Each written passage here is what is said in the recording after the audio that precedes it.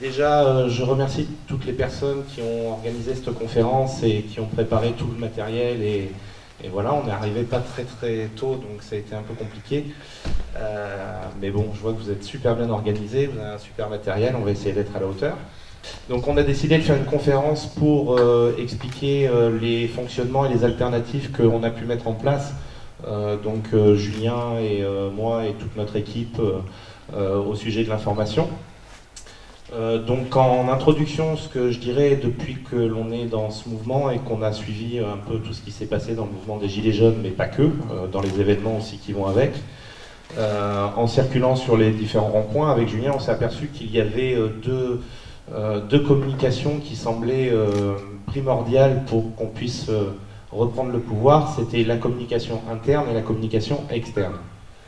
Alors je m'explique sur ces deux termes. La communication interne, c'est ce qui concerne la communication entre les différents collectifs, communautés, les différents groupes, là aussi Gilets jaunes ou pas d'ailleurs, sur d'autres groupes militants.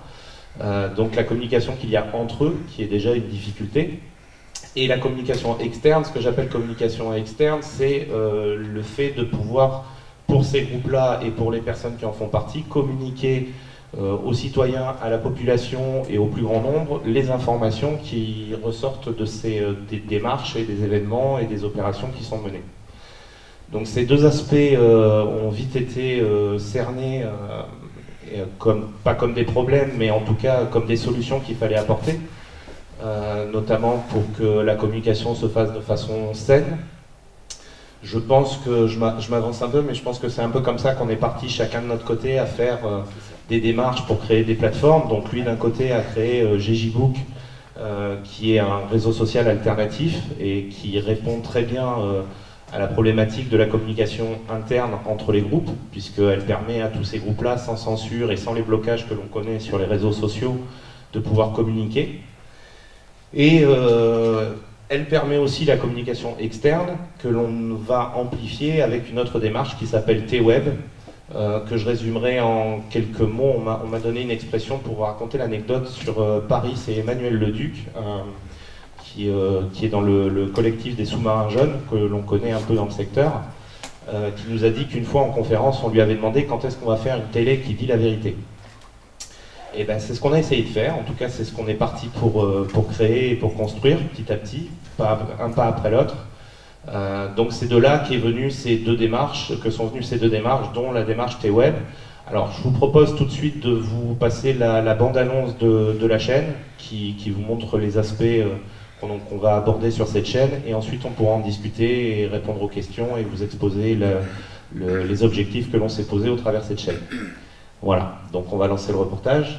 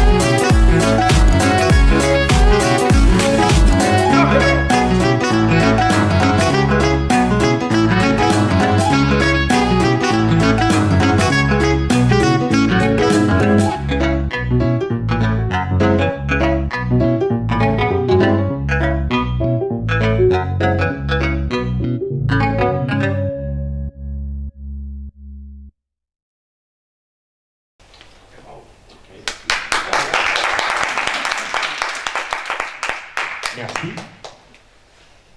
Bon, ben voilà, bonsoir. Non.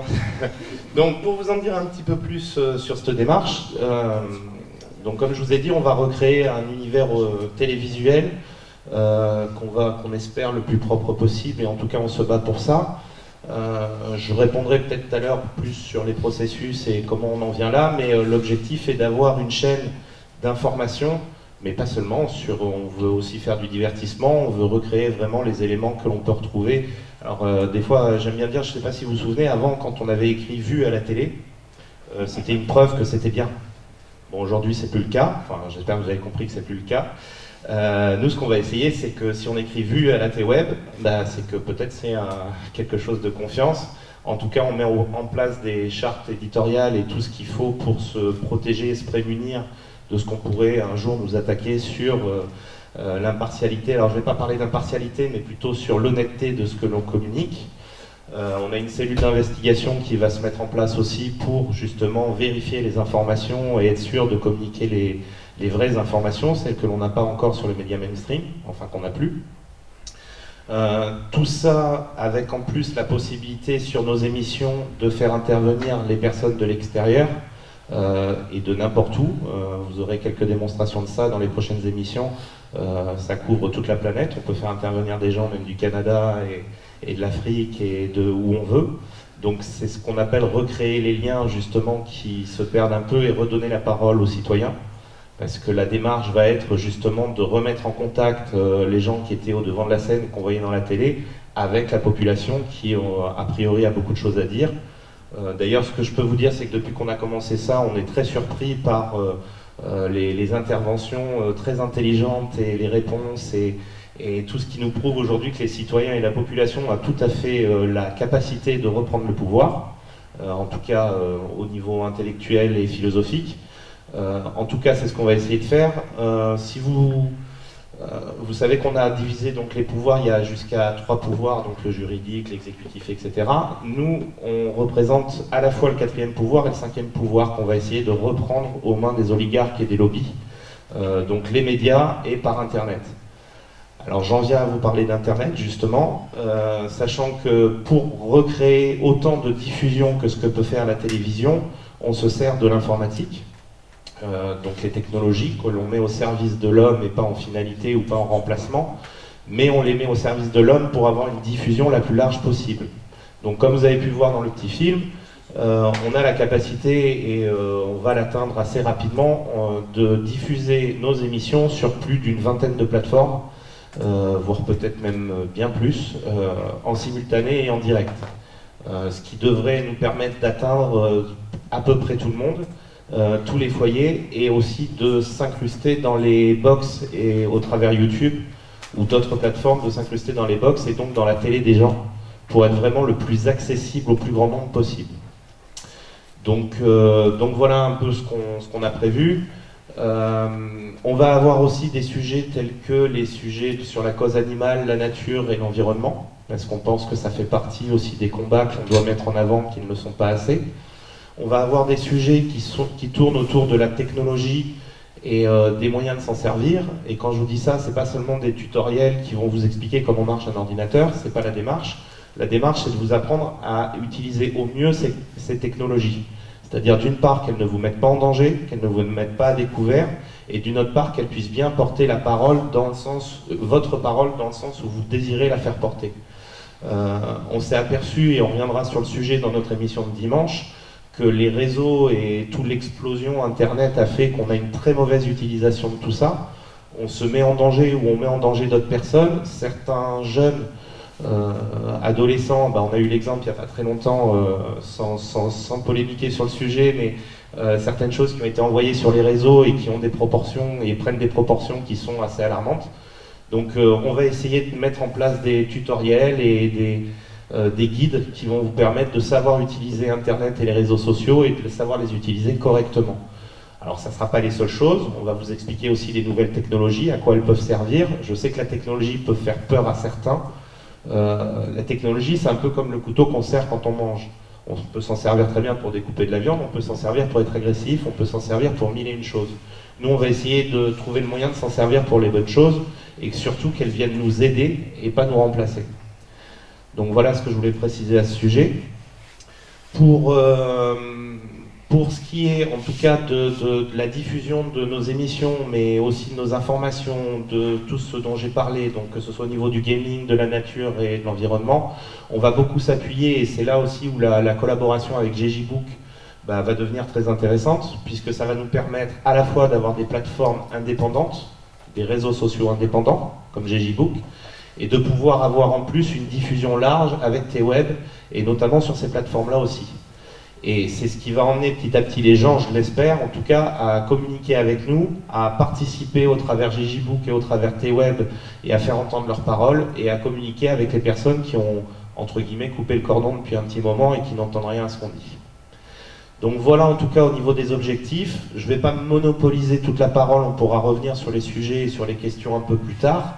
Je vais laisser Julien nous exposer un peu plus la partie GJBook. Effectivement, comme l'a dit Jim, on a voulu faire rassembler ces deux organes qui sont le média et GJBook, donc les réseaux sociaux, en un seul réseau social, donc qui est GJBook. Et donc c'est parti de très loin pour refaire l'historique. On rappelle quand même que c'était soumis à un vote d'AG. Et aujourd'hui, on en est à vouloir avoir plusieurs versions de cette petite application. Et je suis venu aujourd'hui vous montrer donc l'application.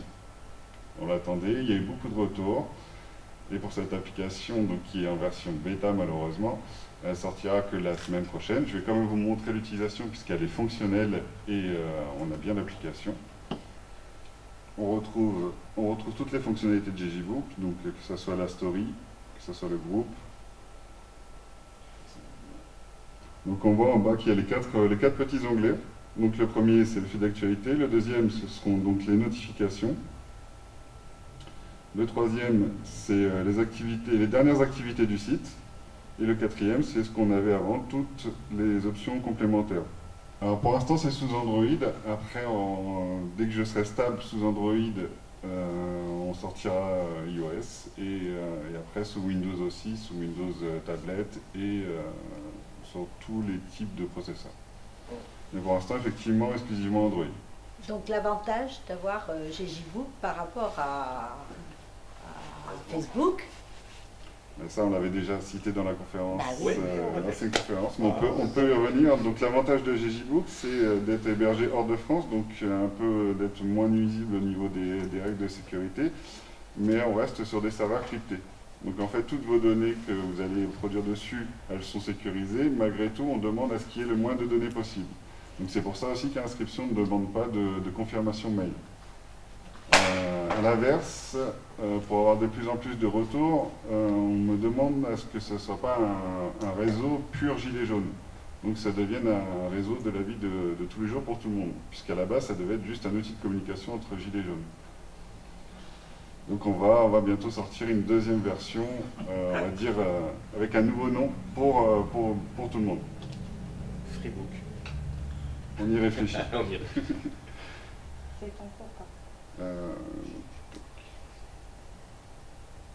Donc c'est pas français, c'est l'émergement, tu l'as d'où? Il y a une première version qui est en Suisse et il y a une autre version qui est encore ailleurs pour avoir une redondance en fait et une sécurité une sécurisation des informations. Vous avez tous un compte sur GJBook ici ou pas? Oui. Ouais, il est là. Vous aviez déjà entendu parler de GJBook jusqu'à maintenant? Mis à part. Très peu. Ouais. C'est surtout les avantages qu'il faut faire ressortir. Pourquoi GJBook?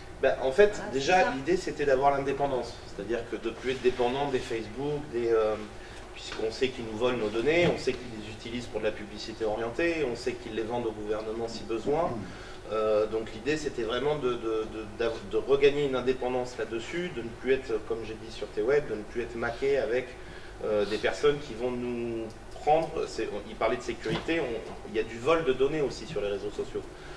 On n'en parle pas toujours, mais des attaques sur Facebook de la part de pirates qui veulent voler les données personnelles, il y en a tous les jours. Donc pour s'isoler un petit peu de tout ça et se mettre de côté, alors c'est ce que disait très bien Julien tout à l'heure, l'idée était de ne pas demander aux gens de mettre trop de données sur les réseaux sociaux.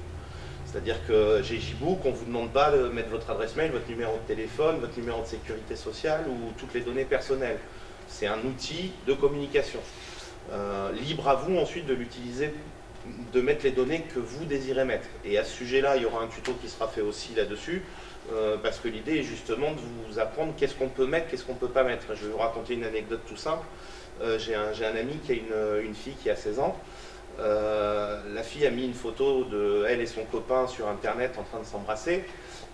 Donc mon ami, qui est son père, a téléchargé la photo, l'a imprimée sur un format A2 ou enfin un très grand format et l'a accrochée en fait pendant qu'elle était à l'école, l'a accrochée sur le mur de la maison. Ce qui fait que quand la fille est rentrée à la maison et a vu ça accroché sur le mur, elle est rentrée en catastrophe en disant mais qu'est-ce que tu as fait? Pourquoi tu accroches ça sur le mur de la maison? C'est n'importe quoi. Et son père lui a simplement expliqué qu'il y avait certainement moins de gens qui le voyaient sur le mur de la maison que sur le mur de Facebook. Donc c'est aussi une chose qu'il faut que les gens prennent conscience. Donc je parle des jeunes, mais nous aussi, on ne fait pas exception, ils s'en sortent même presque mieux que nous sur beaucoup de choses sur Internet, mais il faut qu'on apprenne à savoir qu'est-ce qu'on peut mettre, qu'est-ce qui peut poser danger ou pas. Mettre nos enfants sur Internet, c'est une bonne idée si on veut partager des souvenirs, mais il faut quand même penser que derrière ça peut être détourné ou mal utilisé. Donc toutes ces démarches-là, on a la chance d'avoir GJBook qui est en construction, donc sur lesquelles on va pouvoir appuyer et apprendre petit à petit, puisque toutes les fonctionnalités qu'il y a sur GJBook, pour le moment, elles ne sont pas toutes complétées et il va y en avoir petit à petit d'autres qui vont venir se greffer. Donc la démarche, c'est d'apprendre à les utiliser. Oui. Alors quand j'ai voulu sortir un peu de Facebook, j'ai été sur VK, du coup pour sortir un peu de ces strates-là. Et je me suis retrouvée avec des propos des fois très déplacés, très gênants, très racistes, enfin des choses qui ne se passent pas sur Facebook parce qu'il y a un contrôle sur Facebook qu'il n'y a pas sur VK. Donc la politique du coup de GJBook, elle se passe comment entre ces deux paramètres-là en fait? Alors c'est une très bonne question. Alors, en fait, on est dans le bon sens. C'est-à-dire tout ce qui dépassera du bon sens, on va retirer. Mais sinon, on essaye d'avoir zéro censure et d'avoir une liberté d'expression la plus totale. Ce qu'on nous retire d'ailleurs sur Facebook. Qui va contrôler justement ça? Est-ce qu'il y aura une charte? Est-ce que, Alors, il y a déjà des conditions d'utilisation, il y a tout qui est spécifié sur le site. Alors déjà, comme dit Julien, quand on en discute, il y a une limite qui est de toute façon simple, c'est la légalité déjà. C'est-à-dire que tout ce qui va sortir du cadre légal dans ce qui va être vu, ou dit ou partagé, va être supprimé. Puisque maintenant on engage la responsabilité des créateurs des plateformes lorsqu'il y a des choses qui sortent de la légalité. Donc déjà, il y aura ça. Ensuite, effectivement, ça va passer par une modération. Le problème qu'il y a sur VK, on va le rencontrer à chaque fois qu'on va enlever la censure. C'est là d'ailleurs, alors ce qu'il faut savoir, c'est qu'ils se servent aujourd'hui de ça pour nous censurer nous. Les démarches comme la loi Avia qui disent les propos haineux, etc., il faut savoir qu'elle est détournée sur les réseaux comme Facebook pour dire bon bah tiens, vous avez dit un truc qui ne nous plaît pas, on va le considérer comme un propos haineux, donc on vous dégage.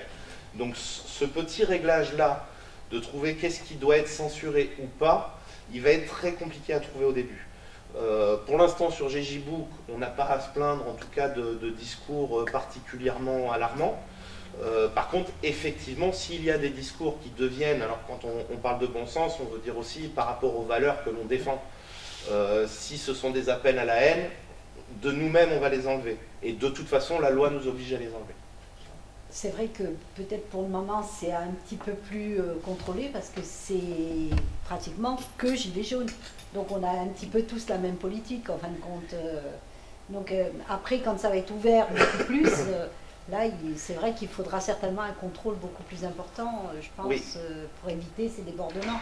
Tout à fait, oui, on a l'exemple, VK est un très bon exemple parce que effectivement à partir du moment où on ouvre les vannes de la libre expression, effectivement on a aussi du débordement. Donc là c'est contrôlable, comme tu dis, effectivement parce qu'il y a peu de monde encore sur GJBook, donc on arrive à nous les quelques personnes que l'on est à pouvoir voir les contenus et juger du contenu. Dès que ça va prendre en ampleur, ça passera par des modérateurs. Donc certainement de la communauté GJBook qui devront s'y coller à faire remonter les informations, de dire bon bah là attention, il y a des contenus qui ont été publiés, à faire gaffe quoi. Voilà. Mais après, ça c'est pour ce qui est publié publiquement. Le fait d'avoir une application aujourd'hui GJBook, elle permet d'utiliser la fonction de dialogue, qui elle n'est pas publique. Donc, Comme Messenger alors. Comme Messenger, exactement. Le truc, c'est que ça, on ne va pas le surveiller. Non, mais est-ce que ce sera crypté? Tout est crypté. Tous les échanges, en tout cas, que ce soit l'hébergement ou les échanges entre les comptes sont cryptés. Donc difficilement espionnable. Je ne vais pas dire que ça ne l'est pas. Et à la demande, on peut même supprimer. C'est-à-dire qu'à tant de temps, on peut supprimer toutes les conversations de chacun et de chacune. Vous avez fait un bon mix en fait, entre des choses qui existaient un peu déjà à droite à gauche. Voilà, c'était de réunir tous les outils qui étaient utilisés un peu dans tous les sens pour unifier l'outil et qu'on ait tous les bonnes informations en tout cas. Ouais, parce que Messenger, pour le moment, c'est pisté complètement. Ah bah donc, c'est pisté. Même les gens qui pensent certainement, parce que moi je sais que dans ma famille, il y a des groupes familles qui ne sont pas ouverts à tout le monde. Hein. On a des groupes familles, mais en fin de compte, ces groupes familles, ils peuvent rentrer dedans et prendre des informations aussi dedans. Alors ça va même plus loin que ça. Parce que nous, on se sert de ça, des groupes familles, pour mettre les photos des enfants. Parce que quand tu as la famille qui est un peu loin, tout ça, pour pouvoir voir les enfants, pour pouvoir discuter entre nous, en fin de compte, il n'y a rien qui est protégé pour nos enfants. Alors, non seulement rien n'est protégé sur Facebook, mais en plus tout est écouté de manière permanente. Déjà, lorsque l'on discute sur Facebook, il faut savoir que même si vous utilisez l'option supprimer mon message, eux, dans leur serveur, il y a ce qu'on appelle des logs, des journaux, où c'est encore écrit. C'est-à-dire que même des conversations que vous avez supprimées, on va pouvoir les lire, en tout cas Facebook peut les lire. Mais quand je parle en plus d'écoute permanente, il faut savoir que même vos dialogues passe sous le système qui permet de regarder les mots que vous utilisez pour ensuite vous faire de la publicité orientée. Faites l'expérience, prenez Messenger, prenez une discussion privée, écrivez téléphone ou poussette 10 fois dans le message, sur un message privé, vous verrez que vous allez avoir des pubs de poussettes qui vont défiler dans votre fil d'actualité. Même plus, il n'y a même pas besoin de le mettre 10 fois. Hein. Des fois, juste une fois, on va chercher juste une information sur Internet. Et dans la foulée, qui nous envoie plein sur Messenger, tout ça, il y a plein de... pour vous dire, j'ai discuté avec un média camerounais donc j'ai utilisé le mot Cameroun plusieurs fois, j'ai tout un tas dans mon fil d'actualité, on me met des suggestions de publication de médias africains. Alors que j'ai juste discuté avec un média camerounais où j'ai dû dire Cameroun 3 fois dans la conversation. Quoi. Donc c'est moche parce que tu crois que tu protèges tes enfants, parce que moi je vois dans la famille, les petits, on ne veut pas les mettre sur Internet, rien du tout. Donc on a fait ces groupes privés pour protéger les gamins et qu'ils ne soient pas au vu de tout le monde et puis tout. Avec GJBook, vous serez tranquille, parce que d'une part, c'est crypté, donc pour aller casser les cryptages, pour aller voir ce que vous avez communiqué, c'est d'abord très difficile. Et en plus, c'est pas nous, alors là aussi, je vais juste appuyer sur quelque chose. Tout ce qu'on vous dit là, je dirais que vous n'êtes pas obligé de nous croire, en fait. Ça va être... Là, on est peu, on peut en discuter, il n'y a pas de souci, mais dès qu'on va commencer à communiquer à plus grosse échelle, nous, ce qu'on veut installer, c'est une charte de confiance. C'est pour ça qu'on crée une charte éditoriale pour T-Web, qui va couvrir aussi les autres activités de l'association, donc certainement aussi sur GJBook, essayer d'être dans les mêmes valeurs et défendre les mêmes valeurs. C'est cette charte de confiance qui va faire qu'à un moment, on n'est pas sous Zuckerberg, on n'a jamais pactisé avec aucun parti. Et je peux vous garantir que même si Soros nous faisait un gros chèque, on a refusé beaucoup d'autres choses, c'est pas notre démarche. On préfère galérer comme on le fait plutôt que de se mettre en chie avec ce qui nous a coûté cher jusqu'à maintenant. Mais ça, vous le verrez au fur et à mesure. Évidemment que c'est toujours difficile de voir des gens arriver et dire non mais vous inquiétez pas, c'est honnête. On l'a eu plusieurs fois. Voilà, donc laissez-nous le temps de mettre en place les sécurités, de vous montrer que l'on peut gérer ce genre de choses. Et vous verrez qu'on obtiendra exactement les outils qu'on vous a promis et la possibilité donc de communiquer entre groupes et entre vous. Je voulais... Bon, c'est bon, merci. Non.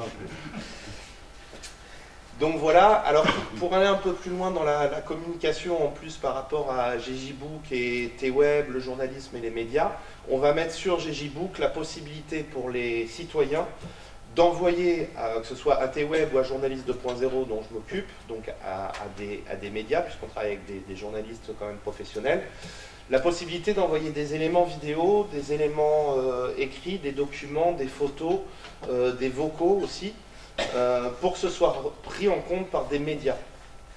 En fait, ce qu'on essaye de diffuser, c'est toujours dans la même idée que ce que je vous disais tout à l'heure, c'est d'augmenter, de créer les liens entre les citoyens, les réseaux sociaux et les médias. C'est-à-dire qu'aujourd'hui, lorsque un citoyen prend des vidéos d'un événement X ou Y qui est arrivé et qui le publie sur Facebook, on a la réponse du gouvernement et des gens de dire oui mais c'est sorti de son contexte, ce n'est pas analysé, donc limite ça n'a aucune valeur. Alors qu'on sait très bien qu'aujourd'hui on a tellement de vidéos que ça en a de toute façon, mais c'est pas grave, on a quand même apporté une solution au travers de ça avec la fusion justement GJBook T-Web. C'est-à-dire qu'on va ouvrir sur GJBook directement la possibilité que les gens envoient des vidéos et des éléments. Et l'endroit où ils les envoient, c'est aussi sur une plateforme sécurisée et cryptée, donc ça leur sert aussi à sauvegarder ce qu'ils nous envoient de manière plus sûre, même s'ils sont censurés sur leur profil, ces serveurs-là ne peuvent pas être censurés. Donc on met à l'abri un certain nombre d'éléments. Ces éléments, on va avoir la possibilité de faire analyser par des médias. Et quand je dis médias, ce sont tous les médias. T-Web a une vocation à essayer de faire converger aussi les médias indépendants. Donc on a des collaborations qui se mettent en place avec d'autres médias indépendants qui sont d'accord pour travailler sur des sources communes. Donc ce que vous envoyez effectivement au travers GJBook va être pris en compte non pas seulement par T-Web, non pas seulement par Journaliste 2.0, mais par différents médias indépendants qui vont analyser, vérifier les sources, qui vont pouvoir faire le travail que fait un média ou Mediapart ou autre lorsqu'on leur envoie ce genre d'éléments et le transformer en une information de source citoyenne, un peu comme l'AFP. Voilà, simplement, sauf que l'AFP, ce sont des journalistes qui sont aujourd'hui, on le voit, pas très indépendants. Là, ce sont des citoyens qui vont envoyer aux médias ce qu'ils ont pu avoir sur le terrain. Ce qu'on essaye de créer aujourd'hui avec ça, c'est la possibilité pour les citoyens d'avoir eux-mêmes l'œil partout. C'est-à-dire que lorsqu'on sera capable de dire il s'est passé tel événement, on a des personnes qui ont filmé, il s'est passé tel événement, on avait un témoin, c'est un citoyen mais il nous a transmis les éléments, si on arrive à faire ça, on ne pourra plus se faire avoir comme on se fait avoir par les oligarques et par les gouvernements aujourd'hui. Parce qu'on les aura à l'œil. C'est ce qu'on voudrait. Et il n'y a pas mieux que les citoyens pour les avoir à l'œil. Si aujourd'hui on pouvait avoir 4 ou 5 personnes derrière chaque député et qui ne le lâchent pas, je peux vous dire qu'ils feront beaucoup moins de conneries. Voilà. Sinon, au niveau des fonctionnalités GJBook, est-ce qu'il y en a en plus au niveau des applications? Non, parce que j'en ai marre.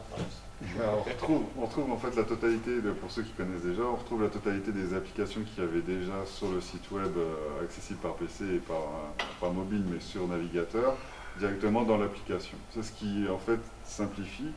Alors, vous représentez l'application telle qu'elle, on va vous représenter ce que vous connaissez déjà, donc moi je trouve ça un peu dommage au final, mais en gros ça va être accessible sur Google Store, donc on avait promis une deuxième version, dans l'historique on avait promis une deuxième version, on l'a faite, on a promis une application, on l'a faite.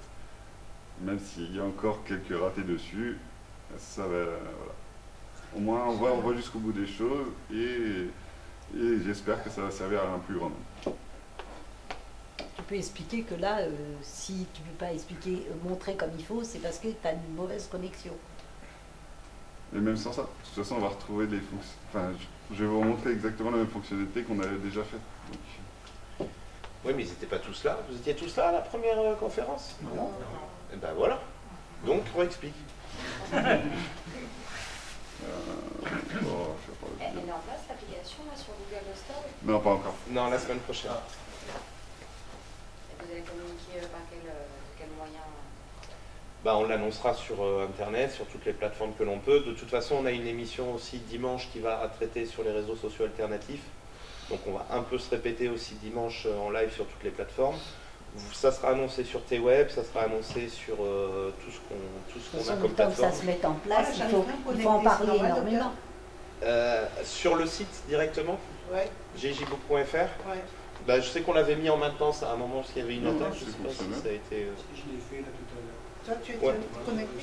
C'est la connexion qui est... Parce que moi, je ne suis pas retournée depuis que je me suis créée. Il est fonctionnel, il tourne bien. D'accord, ok. Parce que je passais par Google pour aller sur GJBook, pour me signer. Alors T-Web est présent non pas seulement sur YouTube. Quand je parlais tout à l'heure des 20 plateformes de réseaux sociaux, en fait, on va être sur pratiquement tous les réseaux sociaux. que ce soit au travers T-Web même ou les autres partenaires qu'on a, comme Journaliste 2.0 ou les autres médias, mais à savoir que là, le live qu'on est en train de faire sur T-Web, de la conférence, est retransmis sur VK, sur Twitch, sur YouTube, sur Twitter, on va étendre aussi sur Periscope et sur toutes les plateformes qui nous permettent de diffuser. Ça, on a la capacité technique aujourd'hui maintenant de diffuser sur toutes ces plateformes. Donc, je dirais, peu importe sur quel réseau social vous avez l'habitude d'aller, vous aurez de toute façon accès à ce qu'on va diffuser. Il suffit de taper T-Web. Il suffira de taper T-Web. Je le mets au futur parce que comme elle vient d'être créée, il est possible, on a eu le cas avec Facebook, qu'on ne trouve pas tout de suite la chaîne. Après, est-ce que vous allez rencontrer des censures est-ce que YouTube ou est-ce que les autres réseaux peuvent vous censurer aussi? Alors, tout à fait, c'est une possibilité et c'est d'ailleurs, on en parlera, on a une émission sur les médias, justement les médias indépendants la semaine prochaine. Là, les lois VIA, etc., qui sont en train de nous mettre, va servir à ça. C'est ça. C'est pour ça que l'objectif de diffuser sur toute cette plateforme-là, c'est ce qui va empêcher la censure. En fait, lorsque Facebook va nous censurer sur sa plateforme, ce qui est un petit peu le cas aujourd'hui, alors je ne pense pas que ce soit non plus une censure, mais techniquement on n'arrive pas à envoyer sur Facebook aujourd'hui, ben, c'est pas grave, on est présent sur 15 ou 20 autres réseaux. Donc en fait, le fait d'être sur tous les réseaux en même temps, fait qu'on peut nous censurer une fois, sur un endroit. On peut même nous fermer une plateforme. On va la recréer ailleurs. Je ne vous donne pas la liste, mais aujourd'hui, les réseaux sociaux, on ne les connaît pas tous, mais il y en a énormément. Je veux dire, vous avez Mastodon, vous avez Diaspora, vous avez MeWe, vous avez comme ça tout un tas de réseaux alternatifs que l'on ne connaît pas, et il s'en crée des nouveaux, comme GJBook de plus en plus. Nous, ce qu'on s'engage à faire techniquement, c'est à toujours trouver une ressource ou diffuser. De cette manière-là, on ne sera jamais mis sous silence. On peut nous bloquer quelque part, mais mis sous silence, ce n'est pas possible. Et un autre outil que l'on a, c'est pour ça qu'on va ouvrir, comme je vous disais tout à l'heure, la possibilité pour les citoyens de nous envoyer des vidéos. C'est quelque chose qu'on est en train de proposer aux autres médias aussi. C'est qu'on a des plateformes cryptées et sécurisées qui nous permettent d'empêcher le gouvernement ou toute autre forme de censure d'intervenir. C'est-à-dire que d'ici peu, sans rentrer dans des détails trop techniques, lorsqu'on publiera quelque chose, plus personne ne pourra l'enlever. Ni un gouvernement quel qu'il soit. Une fois qu'il aura été mis, accepté, ça sera bon. Ça sera de toute façon sur les réseaux, et même pire, on a un protocole qui va permettre que si on le retire d'un endroit, il va se republier automatiquement. D'accord. Et ça, jusqu'à ce que mort s'en suive. Et si ça ne leur plaît pas, c'est pareil. C'est bien, du moment que ça a été accepté, il n'y a pas de raison qu'après on le censure. Et ça protège la personne qui filme aussi, je suppose. Si elle passe en crypté et que du coup ça repasse sur la plateforme, la personne qui a envoyé les images, elle ne pourra jamais être... Alors nous, déjà, l'avantage, c'est que si on nous envoie par la plateforme GJBook, on nous envoie des éléments vidéo, on peut les envoyer de manière complètement anonyme. Les journaux de connexion sont détenus par les serveurs GJBook, donc on ne les rend pas accessibles. Donc ça permet à des personnes de nous envoyer des éléments sans jamais être inquiétés. Et en plus, il y a donc une association, qui est l'association ACID, qui gère tout ça, c'est l'Agence collaborative pour l'information et la diffusion. Et en fait, il y a, donc c'est mon statut d'éditeur de presse qui fait foi de ça, et aussi des cartes de presse des journalistes, qui nous emmènent à une protection, qui est la même protection que pour toute la presse. Donc on n'a pas à donner nos sources. Si on vient nous poser des questions sur un contenu qui a été fourni, et ben nous, c'est un contenu qui nous a été envoyé automatiquement sur la plateforme GJBook, et on n'a pas à savoir qui c'est. Et d'ailleurs, avec ce jeu-là, on les piège aussi sur un autre point, c'est que ce qui leur permet de nous espionner, comme on disait tout à l'heure pour de la pub orientée, faut savoir que juridiquement, ils ne sont pas inquiétés parce que ce sont des programmes qui font ça et des logiciels. Et il n'y a pas, c'est un gros vide juridique qu'il y a, il n'y a pas de loi qui interdit à un programme de vous espionner. Donc, ça leur permet de vous espionner au travers des logiciels. Donc nous, qu'est-ce qu'on a fait? On a ouvert une plateforme qui permet à des gens de nous envoyer de manière automatique les éléments et qui permet aux médias avec lesquels on collabore de travailler sur ces éléments, mais sans qu'on ait besoin d'y intervenir. Ce qui fait que pénalement, eh ben, on se retrouve sous la même loi, enfin la même absence de loi du coup. C'est-à-dire que si demain on vient nous dire « oui mais monsieur, vous avez... » Nous on n'a rien fait, on a mis à disposition un outil, les gens envoient, les médias récupèrent. C'est tout. Nous on est coupables de rien. Donc là, on parlait, pour le moment, c'est essentiellement donc, Gilets jaunes, mais après, est-ce que ça va passer, par exemple, pour des entreprises, des entreprises locales, choses comme ça, où elles pourront promouvoir un peu ce qu'elles font au niveau local et puis tout. Alors, tout à fait. Et développer leur clientèle, essayer ça par rapport à... Tout à fait. L'objectif est là, de toute façon. C'est d'ouvrir GJBook, comme a dit Julien, ça a été ouvert au départ sur une demande gilet jaune, puisqu'il fallait un outil de communication interne.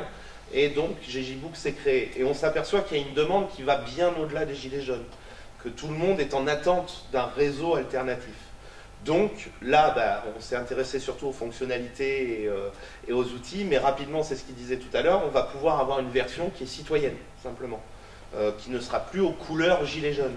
Mais alors, en plus, techniquement, alors là aussi, sans vous noyer sous des détails, mais ce qu'il faut savoir, c'est qu'on peut très bien avoir une plateforme citoyenne, la plateforme GJBook, et que les deux partagent exactement les mêmes contenus et les mêmes personnes. Alors, c'est pas de la magie, mais c'est simplement qu'entre l'interface qui vous sert à aller sur GJBook et ce que les gens utilisent, les outils que les gens utilisent, ce sont deux choses différentes. On peut très bien demain imaginer un réseau social sur une autre couleur ou sous une autre forme, mais qui soit quand même sur la même base de données. Parce que moi j'ai une page pro sur Facebook là. C'est un peu galère leur truc. Alors, j'y viens en plus parce que ce qui va pouvoir nous permettre de faire amener les entreprises, les artisans et tous ceux qui sont en contact, en tout cas sur GJBook, il n'y a pas de secret, c'est le monde. Plus autour de vous, plus il y aura de personnes sur GJBook et plus ça deviendra intéressant pour des entreprises de s'y trouver. Donc nous, notre seule opportunité de pouvoir vraiment faire en sorte que ce soit démocratisé et utilisé, c'est vous en fait. C'est les utilisateurs. Voilà.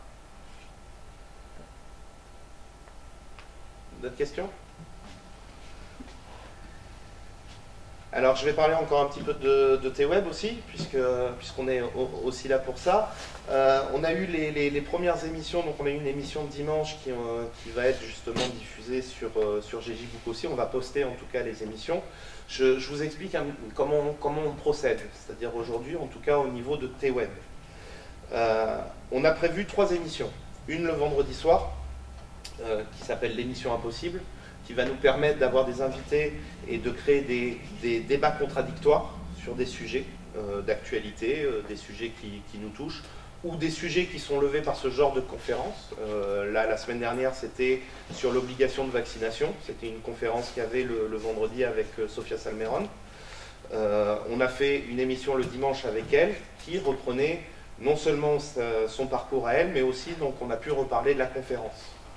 Alors, l'émission du vendredi, c'est l'émission Impossible. L'émission du samedi après-midi, on l'a appelée l'émission du jeudi, puisque dans l'instant, ça va être très axé sur les événements gilets jaunes et manifestations, mais pas seulement, toujours pareil, j'insiste bien, on a essayé de faire un média qui ne soit pas gilets jaunes, pour justement essayer d'aller chercher les citoyens et de leur communiquer ce qu'on fait. Parce que si vous mettez quelque chose aux couleurs gilet jaune, vous êtes coupé déjà toute la partie citoyenne qui est un petit peu encore tendancieux là-dessus. Donc le samedi après-midi sera destiné à ça, avec des lives qui pourront être diffusés en multiplex, et on sera en plateau pour les commenter, éventuellement avec des invités qui pourront les commenter aussi. On a un fantasme, c'est de faire venir une députée LREM et puis lui projeter les multiplex et lui expliquer, lui demander un petit peu son avis sur ce genre de démarche. Parce que là, sur le plateau, ils ne peuvent pas nous dire non, on n'a pas vu. Il faut faire venir celle de Saint-Tropez, là, qui ne savait pas comment elle pouvait signer à l'épée. Par exemple. C'est intéressant, hein, ça. Tout à fait. En fait, on a essayé de la faire signer en direct. Hein, et ben on n'a pas réussi. Exactement dans cet état d'esprit, on veut les mettre devant la vérité. Non, mais elle était prête, elle nous a donné ses papiers, on a essayé. On était à France 3, hein, c'est ça? On était à France 3, on a même la vidéo, hein, concernant ça. Et on n'a pas réussi à ce qu'elle enregistrait sa signature, ça passait pas. Donc on lui a fait voir que... Enregistré sur quoi? Sur le site du référendum. Impossible en enregistrant sa carte d'identité et tout, impossible. Donc ça serait bien de la faire venir pour savoir si depuis elle a réussi à signer à l'épée. Tout à fait. Ça serait intéressant. Il y a encore à la République en marche. Oui, elle vient encore. Ils ne vont pas lâcher le morceau comme ça, la place est trop bonne. Ah, il y en a pas mal, oui, effectivement. Ouais, il y en a de moins en moins. Mais En même temps, il faut se méfier parce qu'il y en a beaucoup qui sortent sans étiquette. étiquette pour s'être élus comme citoyens et en fait, ils vont réapparaître après, ça c'est garanti. Alors, effectivement. Pour ça, de tous les qui référencent tout. Bah après, on peut aller chercher, savoir s'ils sont politisés ou pas. Hein. C'est quand même facile d'aller On a chercher, prévu avec d'autres médias aussi justement de se mettre en contact et de traquer ça et de remettre publiquement les gens dans leur étiquette, que les gens soient informés de qui ils sont. Est-ce que vous allez faire une émission sur les municipales? Alors on va forcément faire quelque chose par rapport à ça, puisque c'est quand même un sujet d'actualité assez important. On n'a pas encore vraiment trouvé l'approche qu'on veut avoir. Mais effectivement, ça fait partie des prévisions qu'on a, c'est de suivre les campagnes municipales relativement près. C'est difficile parce que ça demande à être à beaucoup d'endroits, c'est pour ça que la collaboration entre médias va être importante. Donc on arrivera de toute façon à avoir des informations et je pense qu'avec tous les médias impliqués, il n'y a pas grand chose qui risque de passer inaperçu, en tout cas sur cette campagne-là. Donc on va faire ce qu'il faut.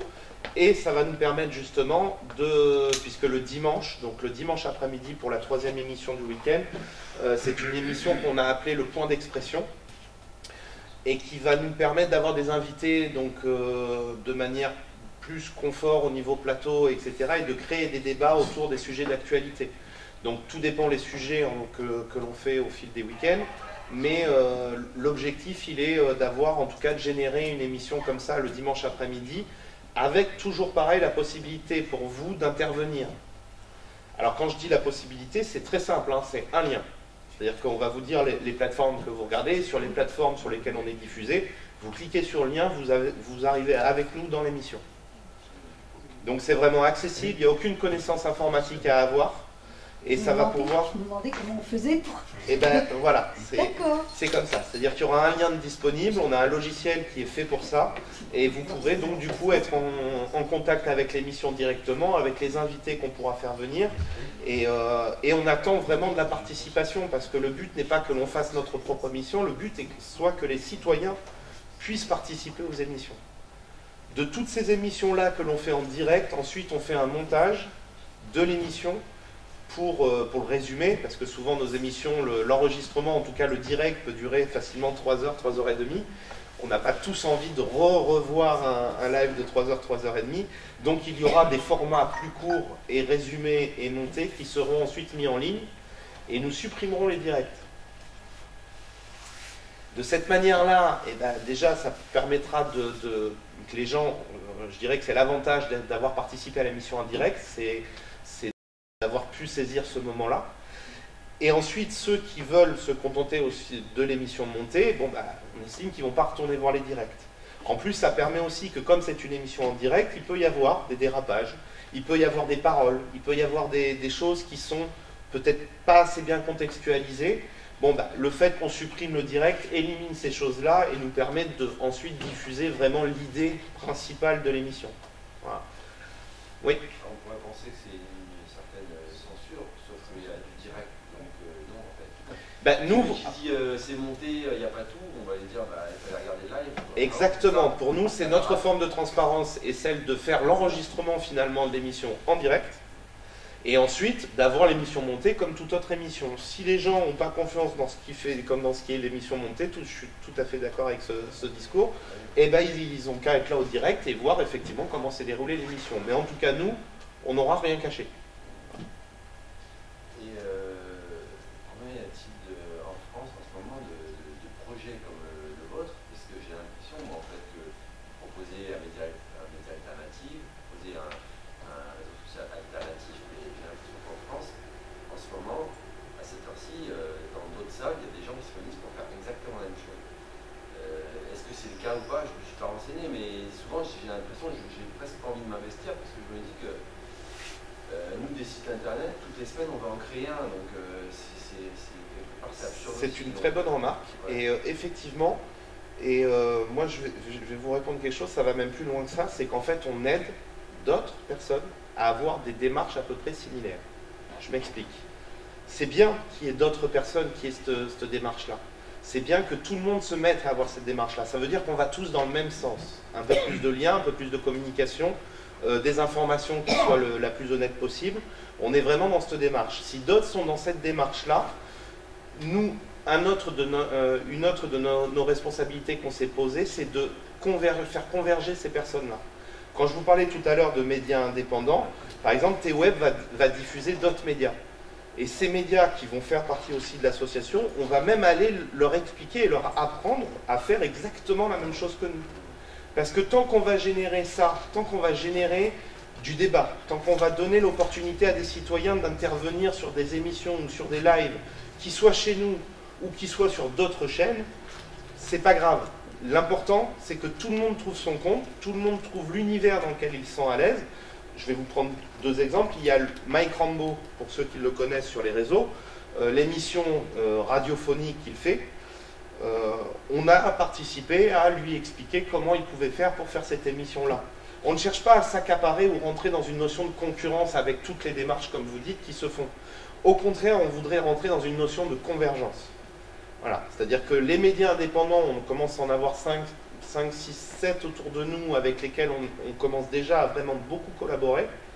Et rien que la démarche de faire ça, si chacun peut garder son étiquette, si chacun peut garder son identité, mais qu'on puisse faire profiter de cette technologie-là à tout le monde, on le fera. Et là, on va le démocratiser. Là, les gens, même si TWeb, peut-être que vous n'aimez pas ce qu'il y a dans TWeb, c'est tout à fait possible, eh peut-être que le média indépendant va pouvoir vous satisfaire dans son univers et vous pourrez participer à son média à lui, ça ne pose pas de problème. Vous voyez ?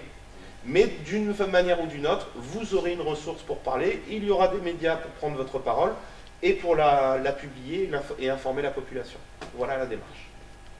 Je voulais savoir, donc, tout à l'heure, tu as expliqué qu'en fait, on pouvait poster ce qu'on trouvait intéressant. Donc, c'est-à-dire que, mettons, je poste une vidéo que je viens de prendre, je la poste. Donc, en fait, tout le monde va pouvoir poster et vous, vos émissions. Enfin, voilà, parce qu'en fait, je découvre que vous faites aussi des émissions, quoi. Oui. À partir de. Voilà, c'est un peu comment. Alors, c'est deux choses, faut le voir comme deux outils différents. C'est-à-dire que nous, les émissions, c'est le contenu avec nos journalistes, avec nos invités, que l'on prépare, etc. Elle n'a pas forcément vocation à utiliser les éléments que les gens envoient. D'accord.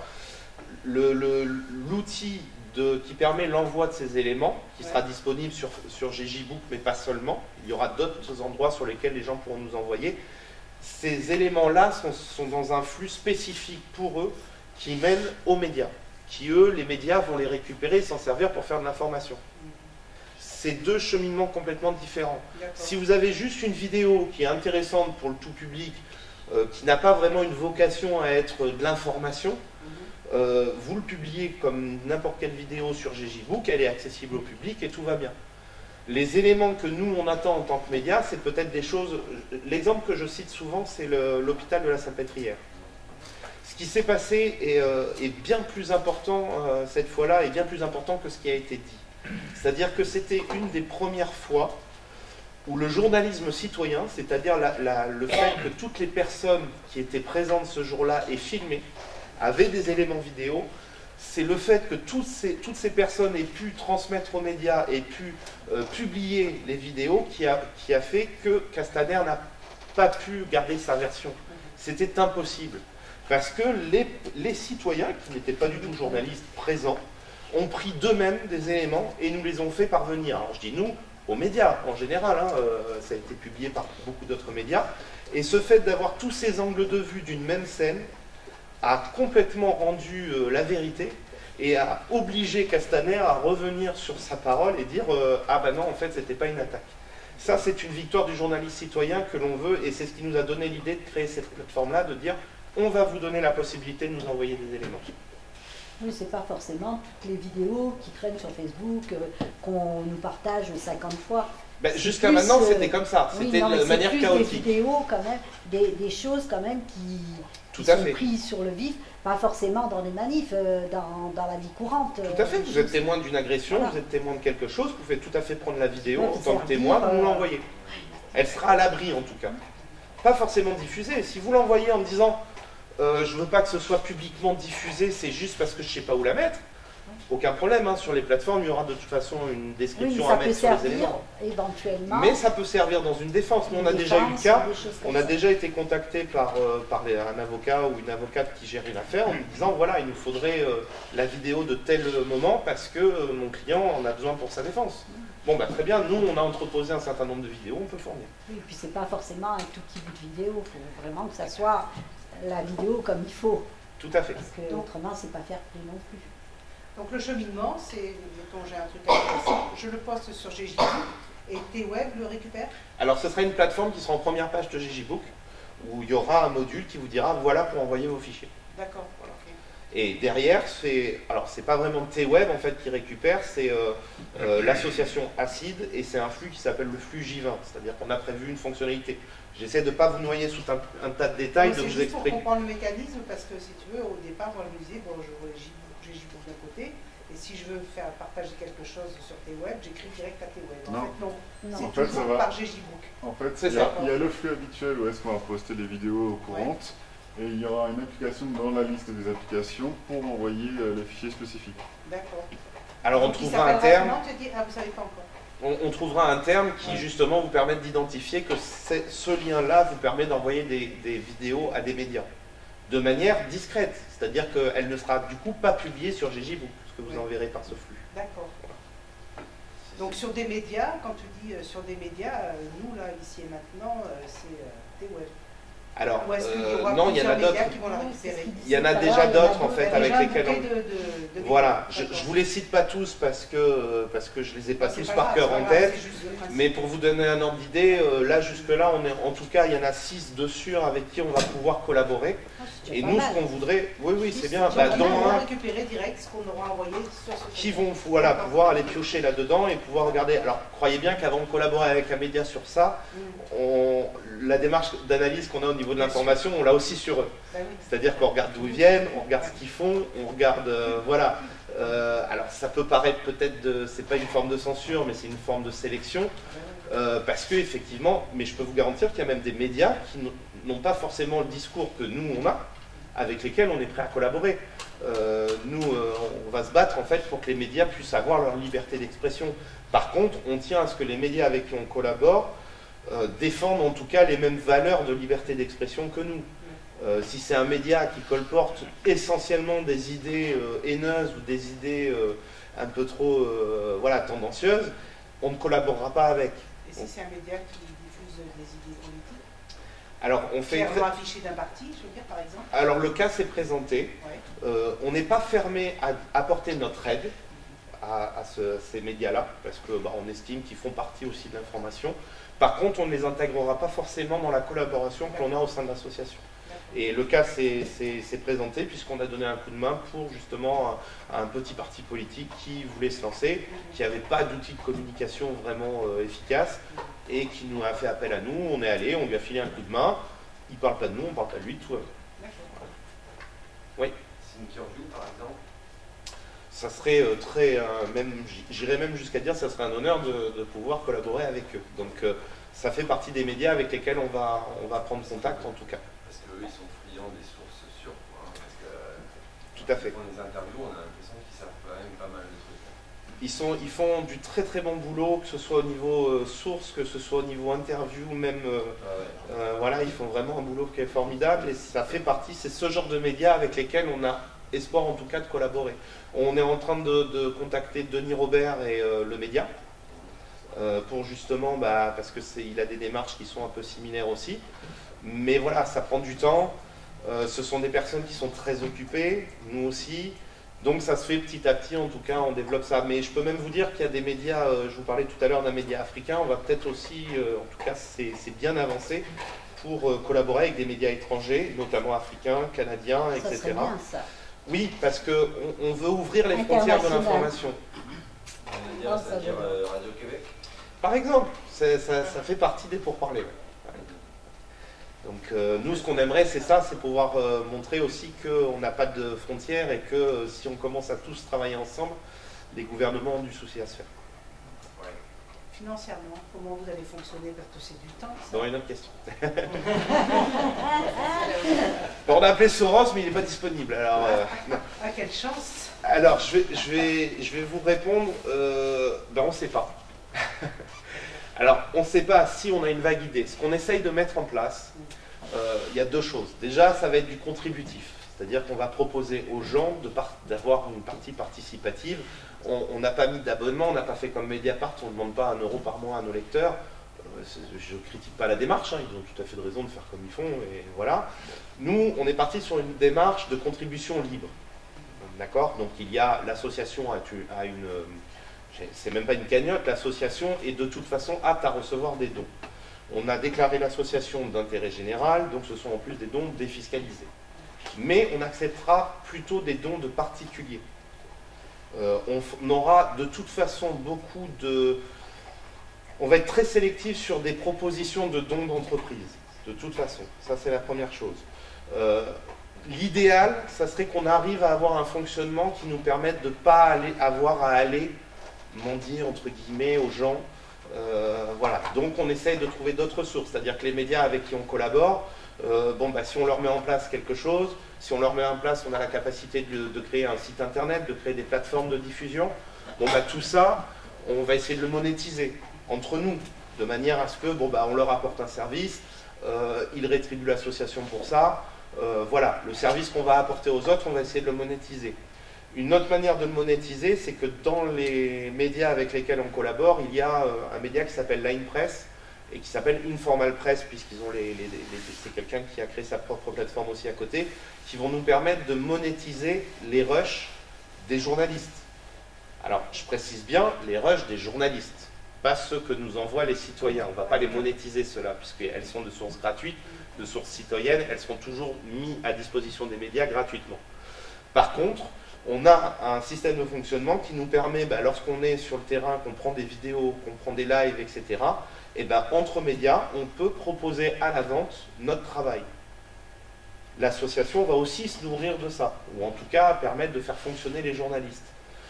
On est en train d'étudier des pistes qui, au maximum, va garantir notre indépendance. En tout cas, on sera toujours vigilant sur la contribution ou les dons qu'on va nous apporter. Parce qu'après, je t'ai donné ça, tu me dois ça. Hein. Voilà, donc déjà, d'un premier abord, il faut savoir que si on nous donne ça et puis qu'on vient réclamer des choses, ça sera fini, parce que c'est pas du tout la démarche ou la mentalité du truc. Mais en plus, effectivement, ceux qui viendront nous proposer des choses et que... En fait, s'il y a un doute, on n'a pas de doute. Voilà. On est assez d'accord, j'ai pas cité toute l'équipe, mais on est maintenant 8 ou 9, on les compte plus parce qu'on commence à... Entre les personnes qui collaborent de manière intermittente et ceux qui sont là en permanence, on commence à être une belle équipe. Ce qui nous fait plaisir, c'est qu'on défend tous les mêmes valeurs, on n'a pas tous les mêmes opinions, pas du tout. Mais on a tous l'écoute, en tout cas, suffisante de dire voilà vers où on veut aller. Et toutes ces personnes-là, donc je ne vous fais pas tout le circuit, mais on est en train de l'intégrer à la charte éditoriale, les processus de prise de décision sont communautaires, c'est-à-dire qu'on a un comité de rédaction, on a un comité d'édition. Alors évidemment, pour l'heure, ils sont composés à peu près des mêmes personnes, mais dans l'avenir, en tout cas, on va essayer de développer beaucoup la prise de décision collective et que tout le monde ait son mot à dire dans ce qu'on va décider. Si on a une proposition de don qui nous permet douteuse, elle sera soumise à vote. Et comme on est à peu près tous quand même dans les mêmes valeurs et qu'on défend à peu près tous les mêmes valeurs au sein de l'association, il y a peu de chances qu'on se retrouve avec un mauvais don ou quelqu'un qui va essayer de nous rendre dépendants. Voilà. Je pense que aussi pendant les lives, un appel aux dons ou expliquer aux gens que si vous êtes là, c'est grâce à la générosité de ceux qui regardent l'émission, ça passe, parce que moi je prends par exemple Numéra TV, je ne sais pas si vous connaissez Numéra, de temps en temps ils sont en rouge, ils disent voilà, il y a pas 1000 vues, donner 10 centimes ou 1 euro, ça va nous servir, quoi. Il ne faut pas avoir peur de le faire parce que ça passe bien, quoi. Tout à fait, et jusqu'à maintenant on ne l'a pas trop fait. Alors moi, pour ceux qui me connaissent pas, j'ai créé la chaîne Journaliste 2.0 il y a 1 an, et c'est vrai qu'on est resté fidèle à une approche, c'est avant de réclamer quelque chose, on voulait faire et avoir de la matière pour dire voilà ce qu'on est capable de faire. Donc là maintenant, D'ailleurs, je vais ouvrir une parenthèse là-dessus. Ce que vous avez vu à la fin, la construction du studio de tournage, la construction du plateau et toutes ces choses-là, elles ont été faites de manière généreuse et contributive. Je m'explique. On l'a fait, je ne vous dirai pas le prix exactement, mais ça nous a coûté vraiment... La somme est au final ridicule par rapport à ce qu'on a créé comme outil. Parce qu'il y a une contribution de gens qui ont cru en nous. Il y a eu une contribution de gens, mais pas seulement financière. Il y a une contribution de savoir-faire, il y a une contribution de matériel. Les 3/4 du matériel informatique qu'on utilise là-bas sont de la récupération que l'on a fait. Et avec nos compétences en informatique, on a remonté des ordinateurs pour pouvoir travailler. On va de toute façon rester dans cette optique-là de faire le maximum avec le minimum de moyens possible. D'ailleurs, pour la parenthèse, c'est là où on frappe un grand coup sur certains médias. On s'est déplacé à Paris, on rencontrait donc le collectif Les Sous-Marins Jeunes. Quand on leur a expliqué tout ce qu'on avait, ils nous ont regardé avec des grands yeux en nous disant « mais à Paris, un truc comme ça, ça vaut très très cher ». Nous, on a réussi à l'avoir avec peu de moyens grâce à la générosité des gens et grâce à la participation des gens. Cet état d'esprit, on veut le conserver. C'est-à-dire que tant qu'on va avoir ces contributions-là, si on peut éviter, on va le dire sur les lives, on va dire on a une cagnotte, on a la possibilité de faire des dons, bien sûr qu'on va le dire, mais on ne veut pas faire, pour citer personne, on ne veut pas faire du gabin. C'est-à-dire qu'on ne veut pas se retrouver à un moment à être à chaque live en train de pleurer aux gens de l'argent parce que sinon on va pas pouvoir survivre. C'est pas possible. Il faut que la contribution citoyenne, elle soit le truc en plus qui va nous permettre d'aller plus loin. Mais il faut que nous, derrière, on ait la possibilité, soit parce qu'on est débrouillard, soit parce qu'on est compétent, soit parce qu'on est aidé et qu'il y a la générosité des gens, et Lily en fait partie, voilà, pour nous aider. C'est aussi d'importance, je dirais, philosophique. On doit être les médias des citoyens, donc il faut que les citoyens participent. Mais s'ils veulent nous envoyer un ordinateur, on est content. On n'a pas besoin forcément d'un chèque. Il pourrait demander... C'est pas un appel du tout, hein, on n'a pas besoin d'ordinateur du tout. Non, mais il pourrait demander à des endroits, quand ils changent leurs ordinateurs, au lieu de les balancer à la benne, de les donner. Tout à fait. Parce que ça serait en plus quelque chose de la récupération et ça éviterait encore de la déchetterie. Donc ça irait quand même au niveau écologie. C'est ce il y aurait une autre aussi. vie de donner aux choses. Une autre source intéressante, en tout cas en ce qui concerne le matériel, et là on vient d'avoir le cas aussi, et on en est très content, on voudrait essayer de développer beaucoup plus l'artisanat et le commerce local. C'est-à-dire que nous, aux endroits où on a fait le studio, on essaye de faire en sorte de faire marcher les commerçants. Il y a des commerçants qui font du matériel hi-fi, il y a des commerçants qui font du matériel vidéo, du matériel informatique. Nous, ce qu'on leur propose, c'est tout simplement de nous aider, donc soit sur de la location de matériel, soit de faire de la récup sur des matériels, et nous, en contrepartie, on va parler d'eux. Alors, bien sûr, c'est une manière de faire de la publicité, et on va y venir à la publicité. C'est une manière de faire de la publicité, mais on va essayer de faire de la publicité qui soit éthique. Intelligente. Exactement, pas Leclerc. Si demain Coca-Cola nous propose 50 000 € pour faire sa pub, on lui dira non. Par contre, on est prêt à faire la pub de l'artisan ou de l'agriculteur bio du coin pour peut-être 500 balles l'année. C'est ce que fait ERTV. Très bien. Si la démarche existe aussi, justement, c'est ce qu'on voudrait développer un peu plus. Voilà. Fabriqué à côté, de couteaux voilà. par le gars du coin. Oui, vous leur proposez même du troc. Ou même du troc. C'est bien le troc aussi. Hein. Nous, on est de toute façon prêts après à communiquer, à parler d'eux, à les citer comme partenaires. Pour nous, ça, c'est de la bonne publicité. Voilà, c'est des arrangements tout qui ce qui sont est de la local, bonne publicité. tout ce qui est déjà local, c'est ce qu'on se bat depuis des mois en disant il faut développer le local avant le mondial. Hein. Tout à fait. Finalement, en fait, c'est juste un moyen de répondre aux demandes des gilets, des citoyens qui ne sont pas contents depuis un moment, mais que sur tout le processus, que ce soit sur la véracité des informations qu'on reçoit, le choix de ce qu'on puisse voir, la parole à chacun, avec de l'éthique, avec de l'écoute. Et en fait, c'est tout ce qu'on est en train de demander, on est en train de le créer par nous-mêmes. Et l'État là-dedans, donc par exemple tout à l'heure, vous parlez des caméras, mais à Nice, donc le numéro 1 des caméras, on n'arrive pas à avoir les images de Madame Leguet comme il faut, et c'est les citoyens en fait qui ont permis de. Tout à fait.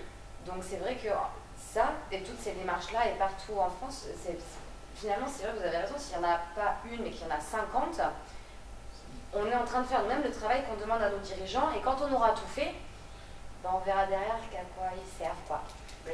C'est récupérer le 4e et 5e pouvoir pour les citoyens, effectivement. Et c'est là où je pense qu'ils commencent à s'inquiéter. C'est pour ça qu'il y a beaucoup de lois qui tombent et qui veulent nous passer sous silence. Mais je pense qu'il est vraiment temps.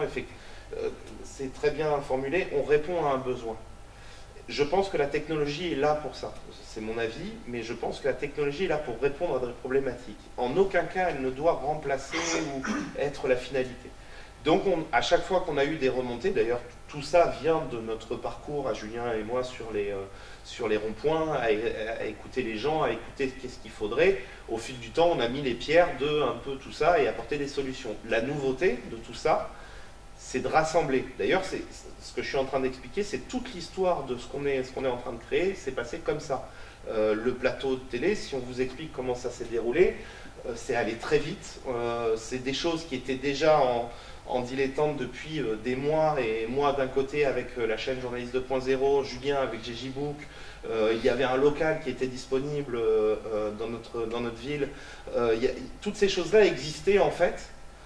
Il manquait juste à se retrouver à un point, à un endroit et à un moment précis, et c'est ce qui s'est passé. Et tout ça a pu se connecter et donne le fait de diffuser par exemple à grosse échelle, c'est Watchdog GJ qui fait partie de l'équipe, qui utilisait ça justement déjà pour donner la parole aux gens sur les réseaux, avec qui on a discuté et avec qui on s'est tous mis ensemble à discuter, et au final on a dit bon ben on peut le faire en fait. On a tout ce qu'il faut pour créer quelque chose qui fasse peur au gouvernement et qui soit, comme vous l'avez très bien dit, qui soit la solution à tout ce qu'on demande jusqu'à maintenant. C'est constructif, c'est ce qu'on attendait depuis on leur a demandé des médias indépendants. Bien sûr, mais rien n'est fait. Donc non, mais l'avantage pour eux, c'est pas de nous les donner. Tant qu'on est muselé, tant qu'on est enfermé, tout ça, là, ça va permettre, et c'est peut-être comme ça qu'on arrivera à une 6e République. Oui. Autre chose, hein. Ou autre chose. Autre chose. Mais c'est comme ça qu'on arrivera à changer les choses, en fin de compte. En fait, ce que le gouvernement et les gouvernements, parce que ça ne se passe pas que dans notre pays, n'avaient pas forcément prévu, mais c'est pour vous dire l'opinion et la vision qu'ils ont de la population, ils n'ont pas pris en compte le fait que peut-être il y avait des gens très compétents dans la population. Et peut-être même plus compétents que, et moi en tout cas de ce que j'ai observé jusqu'à maintenant et vu les discussions avec les différents professionnels, que ce soit de la communication ou de l'informatique qui travaillent de manière maquée au gouvernement, etc., ils ont un très gros déficit de compétences. Mais un très gros déficit. C'est-à-dire que là, on vient de leur démontrer depuis quelques semaines qu'avec 3 fois moins de budget que ce qu'ils ont, on est capable de faire peut-être mieux et plus efficace. Ce qui pose la question de qu'est-ce que devient cet argent des Français si on a besoin de si peu pour faire ça et qu'on a si peu de résultats avec autant d'argent. Exactement. C'est ce qui va mettre le doigt sur ce genre de problématique qui risque de leur coûter cher, effectivement. C'est leur arrogance et leur suffisance est en train de leur retomber sur la... Oui. Oui, tout à fait. Tout à fait. Je pense qu'il y avait effectivement cette certitude qu'ils avaient d'être plus forts que tout le monde, de tout maîtriser, de tout contrôler. On a choisi Internet parce que c'est déjà un média qui leur a échappé. C'est-à-dire que si vous connaissez l'historique d'Internet, alors en plus on dit que c'est une invention militaire, ce qui n'est pas totalement faux, mais pas totalement vrai. En fait, Internet a été créé à l'armée, mais par une bande de hippies. Je vous résume l'histoire. En fait, ce qui s'est passé, c'est qu'à l'époque, l'armée cherchait à développer un système de communication global et mondial. Ils ne l'ont pas confié à GG, le bon grenadier voltigeur qui va sur le terrain tirer au lance-roquettes. Ils l'ont confié aux appelés, puisqu'à l'époque, il y avait des appelés, aux appelés de cette époque, à se pencher sur le problème. Et les appelés de l'époque, ceux qu'on n'envoyait pas sur le terrain, étaient souvent des héritiers de Woodstock, militaires, mais bon, parce qu'il faut, et ils ont eu à pencher sur ce problème. Ils ont créé l'idée de l'Internet. Et ensuite, l'armée a voulu se le garder. Mais il y a eu des fuites et c'est les citoyens du monde qui ont récupéré ça et qui ont développé Internet. C'est déjà un média citoyen, Internet. Et le problème d'ailleurs à l'époque, c'est qu'Internet était sans aucun contrôle. Mais sans aucun contrôle. C'est pour ça qu'ils ont voulu mettre la main dessus. Et eux, depuis, essayent petit à petit de contrôler, ce qui est plus ou moins le cas aujourd'hui, Internet. Mais ils ne peuvent pas. Parce que les communautés qui sont sur Internet, là on va parler en tant qu'informaticien, les communautés, il faut savoir que sur Internet, il s'est déjà développé le contributif, le collaboratif. Il y a des logiciels qu'on appelle en informatique de l'open source. Ce sont des logiciels qui sont gratuits, où leur code est ouvert, et où toutes les personnes qui travaillent dans l'informatique peuvent intervenir et faire évoluer le logiciel. C'est cette idéologie-là qu'on est en train de basculer sur les médias et sur les autres secteurs. C'est-à-dire mettre en forme du collaboratif, et ça nous rend 10 fois plus performants que 3 informaticiens spécialistes du gouvernement. Parce qu'on est une armée d'informaticiens derrière. Mais c'est surtout que, oui, une armée d'informaticiens, et en France, il y a une armée de cerveaux. Il y a 67 Exactement. Enfin, non, on enlève quelques... Oui, on en enlève quand même quelques-uns. Ils l'ont, ils s'en servent pas. Mais voilà. On a enfin compris qu'on est tout à fait capable de tout refaire. Et ce travail au niveau des médias qui est en train de se faire, c'est juste merveilleux. C'est se réapproprier enfin la véritable information, la vraie. Oui, mais c'est pour ça qu'on est autant censuré.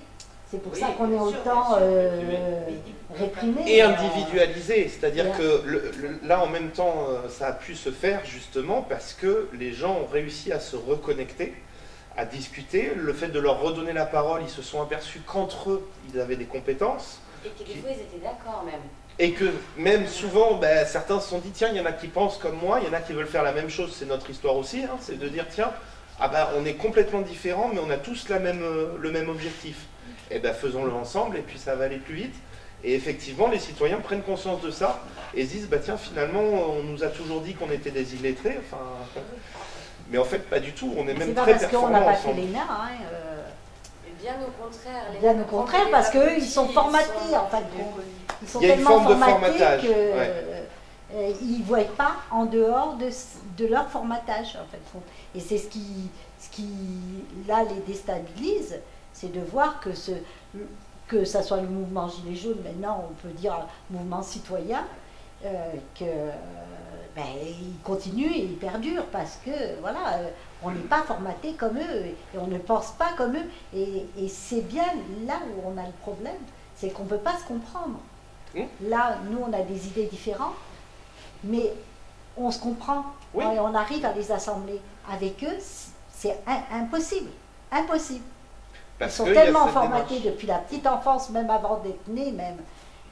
Ils sont déjà formatés avant d'être dans le ventre de la mère. Donc, et puis ça va très le formatage. C'est sûr qu'ils sont complètement déconnectés de la réalité. Et le formatage va très loin, puisque aujourd'hui, même dans des conférences, je vais parler de la conférence qu'il y a eu sur les vaccins, sur l'obligation de vaccination, qui avait été faite par Sophia, il y avait sa mère aussi qui était là. Très intéressante. Elle était vraiment très intéressante, et même les interventions étaient intéressantes. C'est-à-dire qu'on avait des personnes donc, scientifiques, qui travaillent en labo, etc., il y avait des désaccords. Alors, je ne porte pas de jugement sur le désaccord, je ne suis pas assez... j'ai pas assez de connaissances scientifiques pour savoir qui avait raison. Par contre, on s'aperçoit très nettement que les personnes qui sont en désaccord sont elles-mêmes formées par les laboratoires. Donc nous avons des certitudes scientifiques qu'on leur a déjà inculquées au départ, et finalement quelque chose qui aurait pu être indiscutable comme une démonstration scientifique devient presque, on en vient presque à douter aussi. Parce que le formatage, il est à tous les niveaux. Voilà. Et si on n'a pas aujourd'hui des médias et des journalistes et des plateformes pour diffuser l'information, la vérifier et la passer au crible, on risque de rester longtemps dans l'ignorance. Et là, il est temps qu'on sorte de l'ignorance. Il y a eu des réveils, il y a eu l'éveil de beaucoup de la population. Maintenant, il faut que tous ces éveils-là, ça tire les gens vers le haut et pas ça nous remette vers le bas comme ils ont essayé de faire. Voilà, c'est ça. en parlant d'infos, par exemple, nous, on a programmé des conférences. Est-ce que T-Web diffuse ce genre de choses ou, Alors, tout à fait. Alors, sachant que T-Web, c'est je dirais que c'est le produit final de l'émission que l'on utilise. Mais dans tous les cas, le fait d'être plusieurs médias, dont Journaliste 2.0, il y a aussi Délégation J20 aussi, toutes ces plateformes vont nous servir à suivre ces événements. C'est-à-dire que même si c'est pas balancé sur T-Web de manière... parce que sinon on va se retrouver... Si on doit balancer toutes les conférences de France, bon, la page T-Web va vite être surchargée. Par contre, on n'est pas obligé de faire ça. On peut aller sur des plateformes, on peut avoir des journalistes qui sont en contact avec nos différentes plateformes, diffuser de manière locale et nationale les conférences, et ensuite celles qui ont peut-être une ampleur ou un intérêt vraiment national, eh ben, on peut les intégrer dans les émissions T-Web parce que le sujet correspond. Ah oui, mais nous, on fait que des conférences d'intérêt national. Et je n'en doute pas. Et je n'en doute pas. Mais par exemple, si vous le faites une fois, on va parler comme les spectacles, les tournées d'humoristes par exemple. Ils font 20 tournées, enfin 20 dates, mais on l'enregistre une fois, on le diffuse une fois, et tout le sol national l'a une fois. Donc l'idée, elle est un peu là, c'est-à-dire de voir les conférences qui se déroulent, d'avoir peut-être des gens sur place qui peuvent pas forcément le faire en live. Attention, le live a un intérêt, mais c'est pas le seul moyen de communiquer une conférence ou autre. On peut très bien avoir quelqu'un qui pose, comme je l'ai fait là, un téléphone, qui se met en enregistrement, la conférence est enregistrée. Si nous, on n'a pas pu être sur place, vous pouvez très bien le faire et nous envoyer la conférence. On aura toujours une plateforme où la publier. Parce qu'on a créé, c'est pour ça que je ne vous fais pas le détail de toutes les plateformes, mais on a tellement de groupes, de pages Facebook, de manières d'aborder, qu'on a vraiment toutes les plateformes qu'il faut pour diffuser toutes les informations. Voilà. Après, à nous de savoir dans quoi on les met, et où c'est qu'on les complète, et comment on les utilise derrière. Et là, c'est notre métier.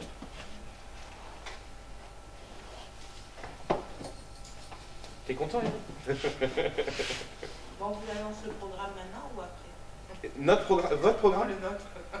Ah, vous pouvez nous annoncer le programme? Non, on a quand même la Frio qui va venir, on a Jacques Nicolas qui va venir, Youssef Indy qui va venir, Mario Sibou qui va venir, je sais pas si ça vous intéresse, et... C'est confirmé aujourd'hui. Ben vas-y. Alexandre Landois. Et Alexandre Landois qui va venir normalement avec Samuel Alexandre. Avec Samuel D'accord. Oui, que je connais bien aussi. Et l'avocate, normalement, Rosanna London. D'accord. Voilà. Super programme, oui. Oui, donc là c'est février, mars, avril, mai, juin. Des conférences comme ça, oui, il est évident que ça a un intérêt de toute façon de pouvoir le diffuser nationalement. Nous, au travers T-Web, mais au travers toutes nos autres plateformes aussi, ça sera fait, ça sera possible. Voilà, c'est l'avantage du système. Super. Parce que nous, à part notre chaîne YouTube... faut être...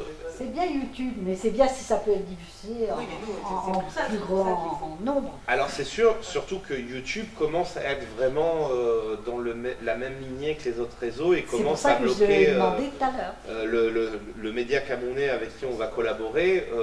Il avait quand même une chaîne YouTube avec 3 200 000 abonnés. Hein. Elle a sauté. Hein. Ah oui, mais c'est pour ça que je demandais tout à l'heure, parce que je sais que YouTube Il en est est sur à la 9, sellette. Hein. il en est à la 9e chaîne qu'il recrée et à chaque fois on lui bloque et voilà. Il faut les rapatrier sur GGBook. Et ben c'est exactement ce qu'on est en train de faire. Ben voilà. Tout à fait. Voilà. Il nous a contacté d'ailleurs aussi pour ça, c'est pour nous dire je ne sais plus comment faire parce que et en plus on censure, alors on en parlera certainement dimanche puisque ça va être le sujet, enfin dimanche prochain. C'est quelqu'un qui ne fait pas d'appel à la haine. Il a son franc-parler, il a sa vision.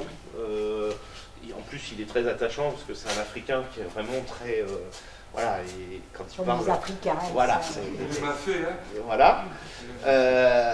Il a son discours, mais moi j'ai regardé ses vidéos, il a un discours qui est très ouvert d'esprit en plus. C'est-à-dire qu'il dit, voilà, on lui a demandé s'il était musulman, s'il était machin, s'il était truc, il a dit, je m'en fous.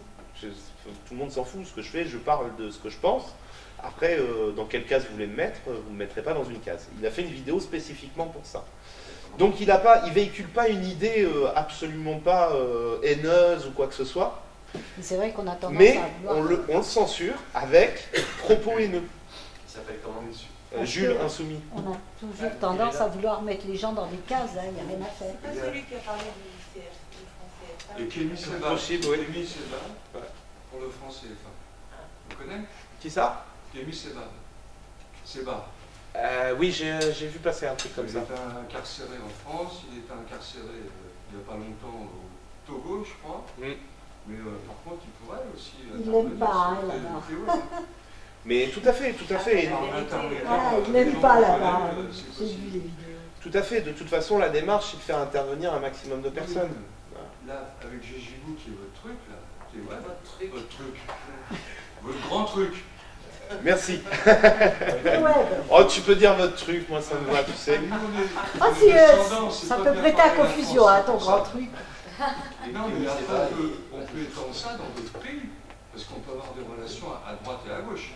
Alors c'est un peu l'idée, justement, c'est pour ça que j'en parle, mais comme... Du Nord ou en Afrique Comme je veux pas spoiler la démarche et comme rien n'a été pour l'instant conclu, mais effectivement, il y a des pourparlers, parce que le plateau qu'on a créé, si vous voulez, l'avantage c'est créer un plateau professionnel en si peu de temps, avec des matières démontables et avec peu de budget. Quand on a fait venir Jules sur place, il nous a dit mais on exporte ça en Afrique, obligatoirement. Il y a des chaînes de télé en Afrique qui n'ont pas la moitié de ça déjà. Donc bien sûr que ça commence à intéresser beaucoup de monde de pouvoir avoir une infrastructure exploitable, efficace, pour un budget qui est 100 fois moins qu'un studio professionnel qu'on va retrouver sur Paris. Donc on est en pourparlers pour ces choses-là et c'est en train de se décider. Alors la petite surprise, c'est qu'on va faire une émission sur les médias. Et j'ai eu Jules ce matin qui justement m'a confirmé qu'on aurait peut-être un média africain qui participera depuis l'Afrique à notre émission. Alors c'est de l'avant-première ce que je vous dis parce qu'on n'a pas encore conclu avec un média africain de pouvoir le faire. Mais pour démontrer ce système-là, on va tenter de le faire sur une émission. C'est quelle heure? Ça sera à partir de 14h en général l'émission. Alors, entre midi et 2, on devrait démarrer, mais après l'émission dure toute l'après-midi en fait. D'accord. Et donc pour se connecter, on va sur Gégibou ou pas? Ça sera sur Gégibou. Alors Gégibou, on ne peut pas encore faire de live, je crois. Non, mais on peut incruster les lives déjà. Voilà. C'est surtout pour voir l'émission. Donc vous allez la retrouver sur Gégibou, donc sur nos pages respectives. Ouais. Vous allez la retrouver sur Facebook, sur Journaliste 2.0, sur la page T-Web. Il y a une page T-Web pour l'instant sur Facebook et sur YouTube. Okay. Voilà. Donc ça, vous nous retrouvez sur Facebook et sur YouTube, sur T-Web sans problème. Par contre, l'information passe par Gégibou ou c'est marqué tel soir, tel...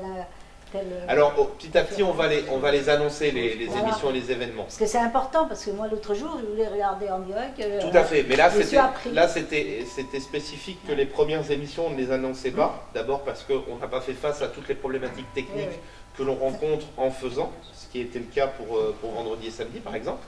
Donc pour ne pas donner une parole et puis finalement derrière ne pas la respecter, on ne s'est pas engagé en événement à dire voilà mais plus on avance, et là ça devient le cas. Parce que comme ça, nous aussi, on pourra le relayer autour de nous en disant tiens, ce soir il y a une émission intéressante. Tout à fait. Et ce qu'on voudrait atteindre, c'est d'avoir une diffusion, bon, d'abord qui dépasse le stade du week-end, c'est-à-dire avoir une diffusion semi-permanente, voire permanente dans un avenir, comme la télévision. Et on voudrait aussi habituer les gens à ce que on n'a presque plus besoin d'annoncer.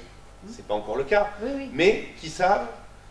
Qui sachent justement qu'à telle heure, tel jour, comme on fait avec la télévision, je veux dire, on sait très bien à quelle heure passe, j'avais cité des vieilles émissions, ça fait 6 ans que j'ai pas la télé chez moi. Donc, non mais le journal de 20h, c'est 20h, voilà. Voilà, le journal de 20h, on sait que c'est 20h. Exactement, donc on aimerait bien atteindre ça, justement, c'est d'avoir des rendez-vous qui sont bien posés avec les gens, et que les gens sachent que qu'on annonce ou qu'on n'annonce pas, en tout cas, ils peuvent être devant leur écran ou devant Facebook, ils auront de toute façon quelque chose de la part de T-Web. Non, c'est vachement intéressant. Alors, oui, mais je viens d'imaginer une scène qui pourrait être très sympathique avec Nanoula. Parce que ça coûte cher avec lui, je parle. Ouais, je pense qu'il n'est pas dans nos moyens en plus. C'est bon. Voilà, c'est ça. Ou un paquet de pâtes dans le slip, et c'est parti. C'est gratuit. C'est gratuit. C'est bon comme là-bas, dit. Ouais, non, mais ce genre-là. Après, Hanouna nous appellerait pour nous dire qu'il veut participer à une émission. Je pense qu'on lui fermerait pas la porte. On le laisserait venir. Par contre, oui, on le laisserait venir. Ah, on aurait des choses à lui dire. On a sous-titré la chaîne des web pertinent et Ah, impertinent. on aurait plein de questions. Alors là, tu Je serais pense qu'on le ferait débordé. venir, ouais. Mais je sais pas s'il repartirait, mais je pense qu'il viendrait, ouais. Ça peut être intéressant. Bah oui, on va pas se fermer. Si on Parce joue que à la peut-être censure qu'on le avec eux, verrait- on joue au même Non, jeu. mais peut-être qu'on le verrait différemment. Ah, C'est pas je lui crois qui pas. anime. Ouais, après, je crois pas. Après, Ouais, je suis moi, pas. je ne peux pas le voir du tout en fait. Ah, moi j'aimerais bien. Je trouve que ça pourrait être intéressant. Tout le Oui, bien truc sûr. peut être intéressant. Je pense qu'il aurait l'intelligence de. Chaque vient avec des grosses guillemets. Non, je pense qu'il aurait l'intelligence de la jouer genre on est potes. Non mais c'est ce qu'on le voit faire finalement. Il vient. Voilà, mais je pense que ça ne, malheureusement, que ça serait de l'hypocrisie, quoi. Parce que de leur part. Laurent Ruquier aussi. Mais c'est une forme d'intelligence. Oui, pour moi, l'hypocrisie est une forme. Ah ouais, faut être C'est une intelligent, intelligence hein. malsaine, mais c'est une intelligence. L'hypocrisie, tout le monde ne sait pas faire. hein. Mais en même temps, c'est des commerciaux. Hein. Ils sont là pour vendre de la publicité. Tout à fait. C'est des Donc, commerciaux. voilà. C'est des On n'a marchands. rien à Hein. vendre, quoi, en fait, c'est ça l'histoire. C'est que Exactement. nous, on n'a rien à vendre, mis à part Notre liberté. Voilà. Tout à fait. D'ailleurs, ça clôture aussi la monétisation. C'est-à-dire qu'on nous a posé la question. Ah, mais même, Et pourquoi vous monétisez pas sur YouTube? Bah, exactement pour ces raisons-là. Je veux dire, je me vois mal faire une émission où on parle d'arrêter la publicité précédée d'une pub sur la Seat Leon. Ça fait pas très raisonnable. Et d'ailleurs, le cas s'est présenté. On a un journaliste qui a voulu rejoindre le journaliste 2.0. Bon, bah, il me dit oui, moi, mes vidéos, tu peux les publier, il n'y a pas de problème. Ok, sauf que je vais voir, ces vidéos sont monétisées. C'est-à-dire qu'il y a des pubs. Donc je lui dis, bah, si je dois monétiser des vidéos, on monétiserait les notes. C'est déjà pas le cas, c'est pas pour monétiser les tiennes. On s'est fâché, quand même. Il l'a très mal pris. Il faut voir qui sont les annonceurs aussi. Alors, j'allais y venir justement, hein, j'en ai un peu parlé tout à l'heure. Ça ne veut pas dire qu'on est contre la publicité. Dans la démarche, on prévoit de faire de la publicité. Alors, plus de la publicité sous forme vraiment informative, c'est-à-dire voilà ce qui existe, voilà ce qui se fait, mais en plus pour des choses qui partagent les mêmes valeurs, c'est-à-dire de l'éthique. On peut très bien faire, moi j'ai vu passer une pub par exemple sur ce bonhomme qui fait les maisons en plastique recyclé, il recycle du plastique, il fait des briques et il construit des maisons avec ça. C'est des maisons qui coûtent 7000 € tout fini. Bon, bah moi faire une publicité là-dessus, il n'y a aucun problème. Et au contraire, on va lui vendre moins cher que la télé, la pub, on va lui vendre quand même, parce qu'on va lui faire son spot, on va lui fabriquer ses trucs, mais ça va être d'abord à très bas prix, et derrière, on va être ravi de communiquer sur des alternatives comme celle-là. Ah, puis en plus, c'est quelque chose de super bien. C'est pas néfaste, c'est-à-dire qu'on va vraiment chercher les choses qui sont bénéfiques, en tout cas qu'on estime bénéfiques pour les citoyens. La publicité informative, si elle est faite à juste titre, et non pas comme c'est fait aujourd'hui, tout à fait. D'accord. Eh ben, il y a plein d'annonceurs potentiels. Tout à fait. Ne serait-ce ceux qui commercialisent des graines. Oui, par exemple. Ah, les graines. Monsanto, par exemple. Ouais. Exactement. J'étais en train de... J'ai regardé ça hier. Tout à fait. Moi, j'ai regardé avant-hier. J'étais doublé, j'ai fait Formule 1. Alors ça, c'est ce qu'on compte faire. Après, on aura peut-être... faut pas se leurrer, on va faire des erreurs. Peut-être qu'on va se tromper. Peut-être qu'un jour, on va faire la publicité pour quelque chose qu'on croyait éthique, et puis en creusant, normalement, on creuse avant, hein, quand même, hein, je vous rassure. On saura peut-être te rappeler. Mais ben, c'est ce que j'allais dire, c'est que nous, on attend ça aussi de la part de... Comme Julien, tout à l'heure, a bien dit, on a entendu les retours des gens. C'est-à-dire que nous, ce qu'on peut vous promettre, en tout cas, c'est d'être toujours à l'écoute. Que peut-être qu'on va faire une erreur, bon, bah, si on nous dit, bon, bah, ça, en fait, c'est pas ça, etc., eh bien très bien, on fait machine arrière, on enlève cette publicité-là, et puis on en rediscute pour la suite. Tout le monde a le droit de se tromper aussi. Hein. Voilà, il faut qu'on se garde cette marge-là. Il n'y a que les imbéciles qui ne font pas d'erreur. De pouvoir être trompé. Oui, c'est ça, c'est qu'on s'autorise aussi à ne pas avoir toujours la lucidité sur certaines choses. Hein. Je veux dire, on n'est pas infaillible. Donc... Et si la réactivité, elle est là, eh ben, tout est réglé. C'est ça, c'est que derrière, normalement, on a en tout cas une équipe qui nous permet de faire face à ça. C'est-à-dire qu'on aura toujours soit la réponse, soit on assume toujours. Si on fait une erreur, on viendra dire on a fait une erreur. On a failli en faire quelques-unes jusque-là. le fait qu'on se concerte, le fait on trouve des compromis, on trouve la bonne formule, mais on arrive pour l'instant en tout cas à s'en sortir avec ça et en discussion et en débat. Après il y a erreur et erreur. On va pouvoir peut-être diffuser des paroles, encore une fois, qui ne sont pas dans nos idées ou nos opinions. Mais il faut qu'on soit capable de le faire. Attends, c'est la liberté d'expression. Tout à fait. Et si on doit pouvoir en débattre, il faut qu'on puisse le faire. C'est rien, c'est une connerie, c'est quand on fait un câble sur un... Alors ça, c'est l'émission 0. C'est la toute... Voilà. C'est-à-dire que c'est pas la première émission, ça a été un... bon, ça c'est le bêtisier en plus. Donc on démarre. Voilà. Là, on était parti justement en live pour dire. En fait, on a monté. Faut savoir qu'entre le moment où on a pris la décision de faire ce plateau que vous avez vu tout à l'heure et le moment où on a balancé cette première émission, il s'est écoulé à peine 10 jours. C'est-à-dire qu'en 10 jours, on a décidé de faire ça. On a construit le plateau et on a envoyé une émission qu'on s'était promis le 1er janvier d'envoyer. On avait dit, on s'était posé ça comme deadline, on avait dit le 1er janvier on envoie quelque chose. Ça a été compliqué, on avait 2 ou 3 heures de retard, mais on a pu envoyer une émission et multidiffuser sur différentes plateformes. On a fait ça en 10 jours, construction du plateau compris. Mais c'est un très bon souvenir. Et du coup, ça nous a fait aussi un très bon souvenir qui est disponible aussi d'ailleurs sur les pages. Voilà. Bon, on était un peu disjonctés. Ben, en fait, là, je crois qu'on doit arriver à 2h30 d'émission. Mais c'était sérieux. Par moments, c'était sérieux. Oui, l'émission était sérieuse. Parce qu'on parlait gilets jaunes, quand même. Et c'était voulu. En fait, ce qu'il faut vraiment comprendre, c'est quand on dit recréer l'univers télévisuel, on veut recréer l'univers, mais pas forcément la télé. Pas forcément refaire la télé. C'est-à-dire qu'on n'est pas soumis au CSA, puisqu'on n'est pas télédiffusé. Donc le CSA n'a rien à nous dire. C'est-à-dire qu'on s'est donné la marge de manœuvre de pouvoir rigoler, de pouvoir sortir du sujet, de pouvoir peut-être participer ou d'une autre manière, ou que les gens aient peut-être des discours qui ne rentrent pas dans le sujet. On se garde cette manœuvre-là, cette marge-là. Watchdog fume en régie avec sa caméra, il est une clope au bec. Très bien. Tout ça, je le dis, c'est même pas qu'on demande qu'on s'excuse, c'est tout ça, c'est un peu notre marque de fabrique, pertinent et impertinent. C'est qu'on ne veut pas rentrer dans un moule. On veut vraiment donner la sensation aux gens de dire on a la liberté d'agir, la liberté de penser et la liberté de s'exprimer. Donc faites-en autant, pareil. Finalement, l'avantage, c'est que le français lambda, qui n'est pas, parce qu'on est quand même un gros microcosme, hein, les gilets envitrés dans l'entre-soi, là on garde quand même les mêmes codes, la même structure, donc les gens ne vont pas se retrouver complètement dépaysés dans le fait de se retrouver dans une télé, mais le contenu, le fond et le but est complètement différent. Exactement. C'est pour ça qu'on a voulu recréer cet univers, c'est-à-dire faire quelque chose que les gens peuvent toujours identifier, peuvent reconnaître, parce qu'ils ont l'habitude de voir ces formules-là, en tout cas dans leur télé, mais à la place du contenu, on vire ce contenu et on met le nôtre.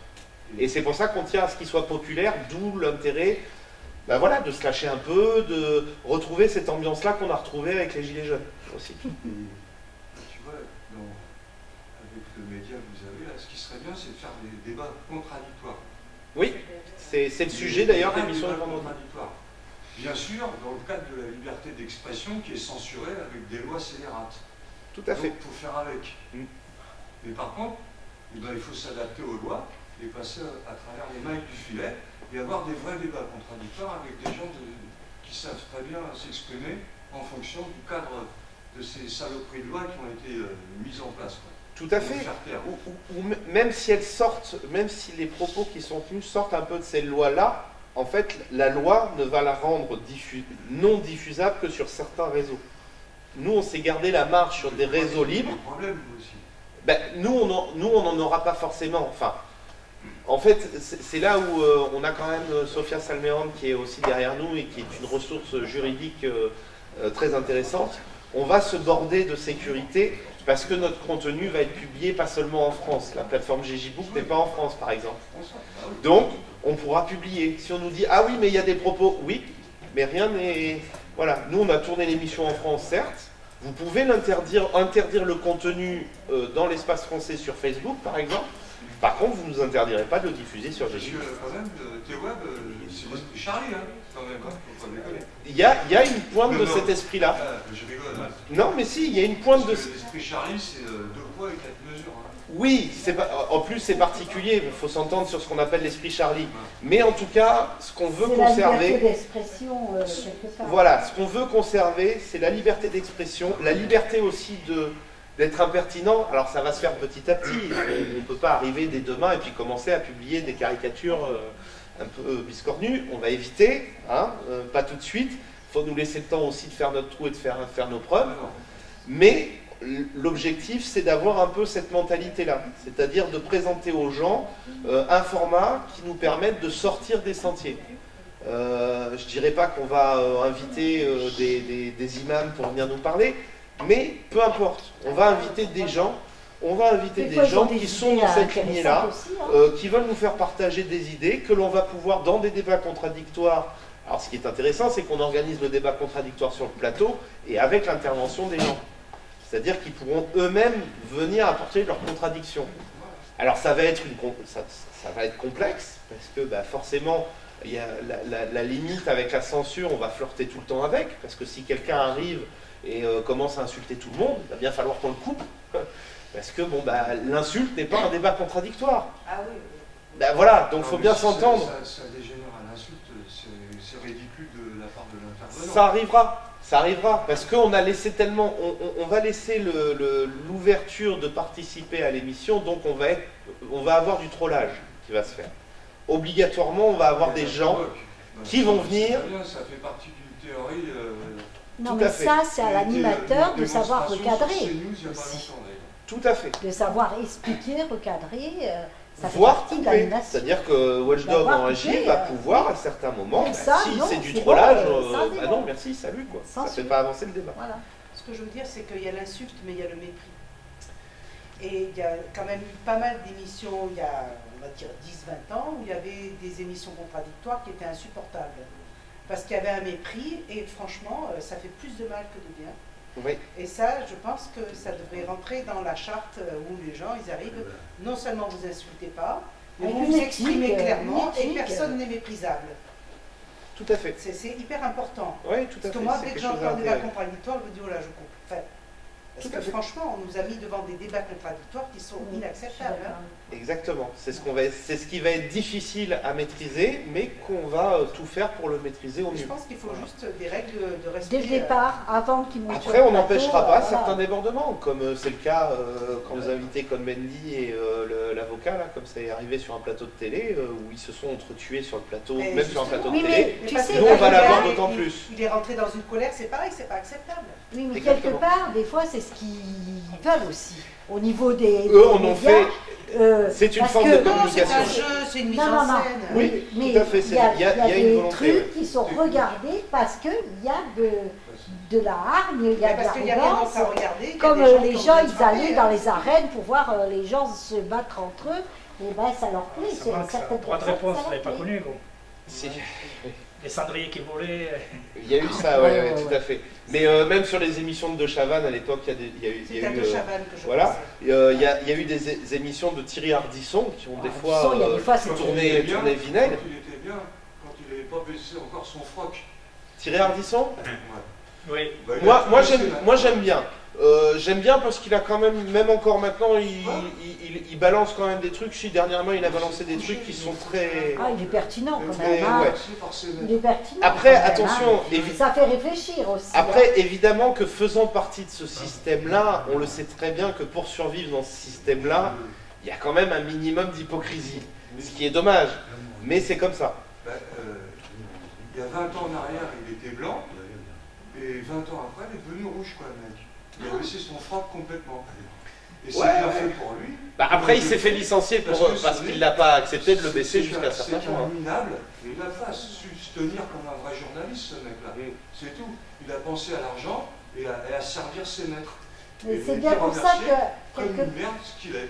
Après, on C'est a... bien pour ça, Mais quelque c'est part, la vérité. s'il n'y a pas tout cet argent, ça ne peut pas pourrir le système. Ça va changer, en tout cas, ça va changer les tenants et C'est ça aboutissants. qu'il faut. Voilà. C'est ça qui pourrit le système, c'est tout cet argent. Oui, il y a C'est des comme gens qui ces viennent en politiciens. Tout à C'est fait. comme ces politiciens, c'est pareil. Deniso sur Canal+, C'est- il touchait 250 000 € je crois par mois. Oui. Je connais pas son salaire, mais Non, c'est je de crois cet que ordre-là. Ah non, mais Et le voilà, salaire bah, cumulé, Ouais. 250 000 € par mois. Oui, mais c'est ce que on part du principe que c'est effectivement quelque chose qui a pourri ce milieu-là aussi. c'est comme le sport, c'est Ils sont comme tous tout ça. soumis. De toute façon, dès qu'il y a de l'argent à outrance, ça se pourrit, c'est pourri. Il n'y a rien à Tout à faire. fait. Le foot, c'est pourri. Tu vas pas me dire, c'est pas pourri le foot. Donc, mais non, mais Nous, on a même pas faut de dire ce 200 qui est. 000 Faut dire ce qui est. Franck. Donc, Ça, regarde le monopole. tous ces trucs où il y a de l'argent à outrance, et c'est pour ça qu'au niveau des gouvernements, tout, c'est ce qui fout la merde. S'ils étaient payés un peu plus raisonnablement, déjà, ils feraient Ben, un peu plus je sais attention plus. à ce qu'ils font. Je sais plus si c'est en Belgique, je crois que il y a des députés qui d'abord ils sont payés très très peu, enfin il y a c'est un défraiement qui est fait, mais il y a des pays effectivement où les députés ne sont pas payés. Mais tu Où travailles, ils font ça En hors fin de de leur compte, travail, tu à côté. devrais être investi pendant quelques années pour servir ton pays. Un peu comme un service militaire, un peu, bon, Le service vraiment. civique, voilà. Où on rentre pendant quelques années, service public. en dehors de ton travail, que tu sois Service payé civique public. parce que tu ne peux pas faire ton travail et servir ton pays en même temps. Donc pendant ce temps-là, ben ouais, c'est normal que tu sois rémunéré, mais à raisonnablement. Moi j'irais même plus loin, et je de dirais l'autre côté, après, tu repars dans ton boulot. Je dirais dans ta même qu'il vie faudrait active. que l'information et l'actualité soient un service public. Mais bien C'est-à-dire sûr. qu'il faudrait que ce soit quelque chose détenu par les citoyens et pour Bien les sûr. citoyens. Voilà. Il faudrait en tout cas qu'il y ait ça. Mais- Arrête ça, tiens, c'est ce que j'allais dire. Ça aurait dû. C'était prévu aurait pour dû. ça, l'audiovisuel. Bah, vu qu'ils la font payer même à des gens qui n'ont pas la télé. Oui, mais t'as un téléphone. Ah, Ouais, même, c'est ce même qu'ils disent, ouais. les gens ne payent plus. C'est hallucinant.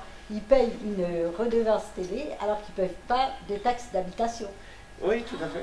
C'est carrément. Tout à fait. Oui, Non, mais c'est pour ils ça. payent 130 € de C'est pour redevance ça que c'est télé, devenu. Alors que la taxe d'habitation leur est retirée parce qu'ils ne la payent plus, parce qu'ils ne sont plus imposables, ils ont des petits salaires.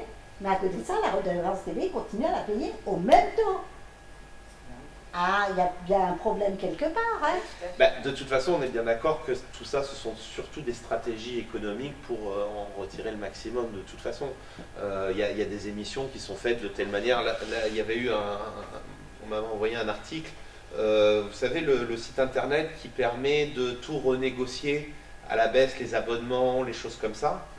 Enfin, il existe un site internet qui s'est créé.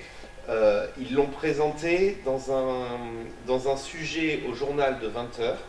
Ils l'ont présenté comme une information. Quand on a creusé ce que c'était cette démarche, bah, en fait, on s'est aperçu que la personne qui tient cette entreprise est ni plus ni moins que de la famille Macron, que tout en fait est fait, c'était une publicité déguisée. Et même les intervenants interviewés dans le reportage en tant qu'utilisateurs, en creusant, on s'est aperçu que c'est la belle-sœur de celui qui tient l'entreprise. Et voilà. Donc même sous couvert d'information, de toute façon, ils nous glissent de la publicité et pas la meilleure. Donc, Généreux quand tu parles d'information. bah, journal de 20h, ça se veut être de l'information. Ah non, c'est nous la désinformation. Ah, moi, je suis du même avis, mais en tout cas, moi, ça se présente comme ça après. Alors, il n'y a pas de chaîne télé en ce moment où tu as vraiment de l'information, hein. Il y en a peu, mais même eux, de toute façon, il y en a un peu. Hein. Il y a des chaînes, il y a des petites chaînes qui essaient de faire du bon boulot. Petites chaînes, mais bon, les grandes chaînes, tout ça, c'est Bah, même en pas fait, la peine, hein. la démarche de la TNT devait pallier à ça. Il faut savoir, dans l'historique, on avait dit, bah, tiens, on va faire ouvrir les canaux TNT, ça va permettre à des petites chaînes d'être indépendantes et de faire leur truc. Très bien, ils ont fait, ils ont ouvert, les grosses chaînes ont racheté les petites. Bon. Du coup, on a la même chose que sur les grosses chaînes, mais sur plein d'autres petites chaînes. Donc voilà, donc ils se sont auto-pourris leur système aussi. Ce qu'on va essayer de faire, c'est de ne pas tomber dans la même démarche. C'est pour ça que le fait de collaborer avec les médias, les premiers mots que je dis à un média avec qui on doit collaborer, c'est on ne vous demande pas de changer ni votre étiquette, ni votre nom, ni votre plateforme. On vous demande simplement, bah, nous on va vous apporter notre aide technique, et vous, bah, vous nous apportez votre vision, votre médiatisation, les secteurs où vous êtes, ce que vous couvrez comme sujet, et on va pouvoir tous travailler comme ça et garder notre identité. Le but, il est surtout pas d'être uniformisé. Si on s'uniformise, on retombe dans la même... voilà, il ne faut pas que l'association ACID couvre tous les médias. C'est pas l'intérêt. Il faut que l'association ACID puisse aider tous les médias qui méritent d'être aidés. Ouais. Oui, comme ça, tu as des choses un peu différentes et c'est traité différemment et ça fait quand même des ouvertures d'esprit différentes aussi. Tout à fait. D'autres questions? C'est bon, vous savez tout, vous êtes prêts à nous suivre sur toutes les plateformes, tous vous êtes inscrits sur GGBook ce soir, oui? En route pour l'aventure. Moi, je suis arrivée en retard, alors j'aimerais savoir, il y a l'application GGBook? Vas-y, dis-moi. Téléchargeable? Non, mais oui. Sinon, il y a l'application téléchargeable. Non, mais oui. Non, mais oui. Alors moi, je veux de la vraie info. Alors l'application est prête, mais elle n'est pas encore disponible sur le Google Store. Elle le sera la semaine prochaine apparemment. Voilà, c'est ça. Je peux te faire une démonstration avec mon portable, mais je ne peux pas te la faire télécharger. L'application existe et elle fonctionne. D'accord, elle n'est pas encore téléchargeable. C'est juste qu'elle n'est pas encore sur le Play Store. Ah, c'est avec ton chemin? On ne prend pas. Entre... J'ai montré tout à l'heure. Déjà, aujourd'hui, on a fait fort parce qu'on est arrivé à l'heure.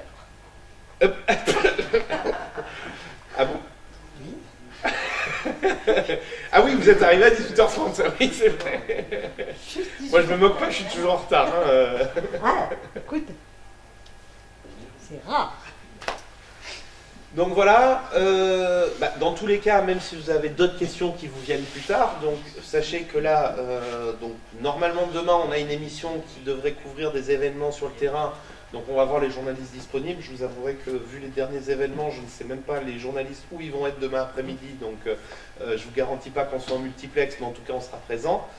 Et la prochaine vraie émission, donc c'est dimanche après-midi, qui traitera du sujet qu'on a traité aujourd'hui, donc les réseaux sociaux alternatifs. Hein, c'est ça, je ne me trompe pas.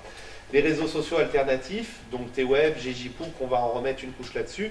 Donc si vous avez d'autres questions d'ici dimanche, n'hésitez pas, il y aura le lien sur la page T-Web. Si vous voulez vous connecter à l'émission et nous poser quelques questions sur ce qu'on vient d'aborder, voilà, on pourra en plus y répondre dimanche et voilà s'il y a des questions complémentaires. Si autour de vous, vous avez la possibilité de prendre des vidéos, vous avez la possibilité d'apporter des informations, de communiquer, inscrivez-vous sur GJBook et rejoignez-nous. Pour ce qui est de la suite des événements, on communiquera de toute façon toutes les avancées et vous aurez la liste des médias avec lesquels on collabore. Si dans votre entourage vous avez des personnes que notre démarche peut intéresser, qu'ils soient médias ou qu'ils soient invités potentiels ou que vous trouvez que ça a un intérêt particulier, effectivement, qu'on puisse se mettre en contact avec eux, surtout n'hésitez pas. Parce qu'il n'y a que en collaborant et en se prenant les contacts les uns les autres et en générant ces débats qu'on arrivera à avancer tous ensemble. Voilà. Si tu voulais rajouter quelque chose? D'accord, merci. Donc voilà, donc d'ici là, je vous remercie en tout cas d'avoir assisté à cette conférence. Je remercie encore les organisateurs et tout ça. J'espère en tout cas qu'elle vous aide à voir un peu plus clair dans ce qu'on essaye de faire. Et puis on compte sur vous pour nous suivre et pour communiquer un maximum sur notre démarche. Donc voilà, je vous remercie et je vous souhaite une bonne soirée.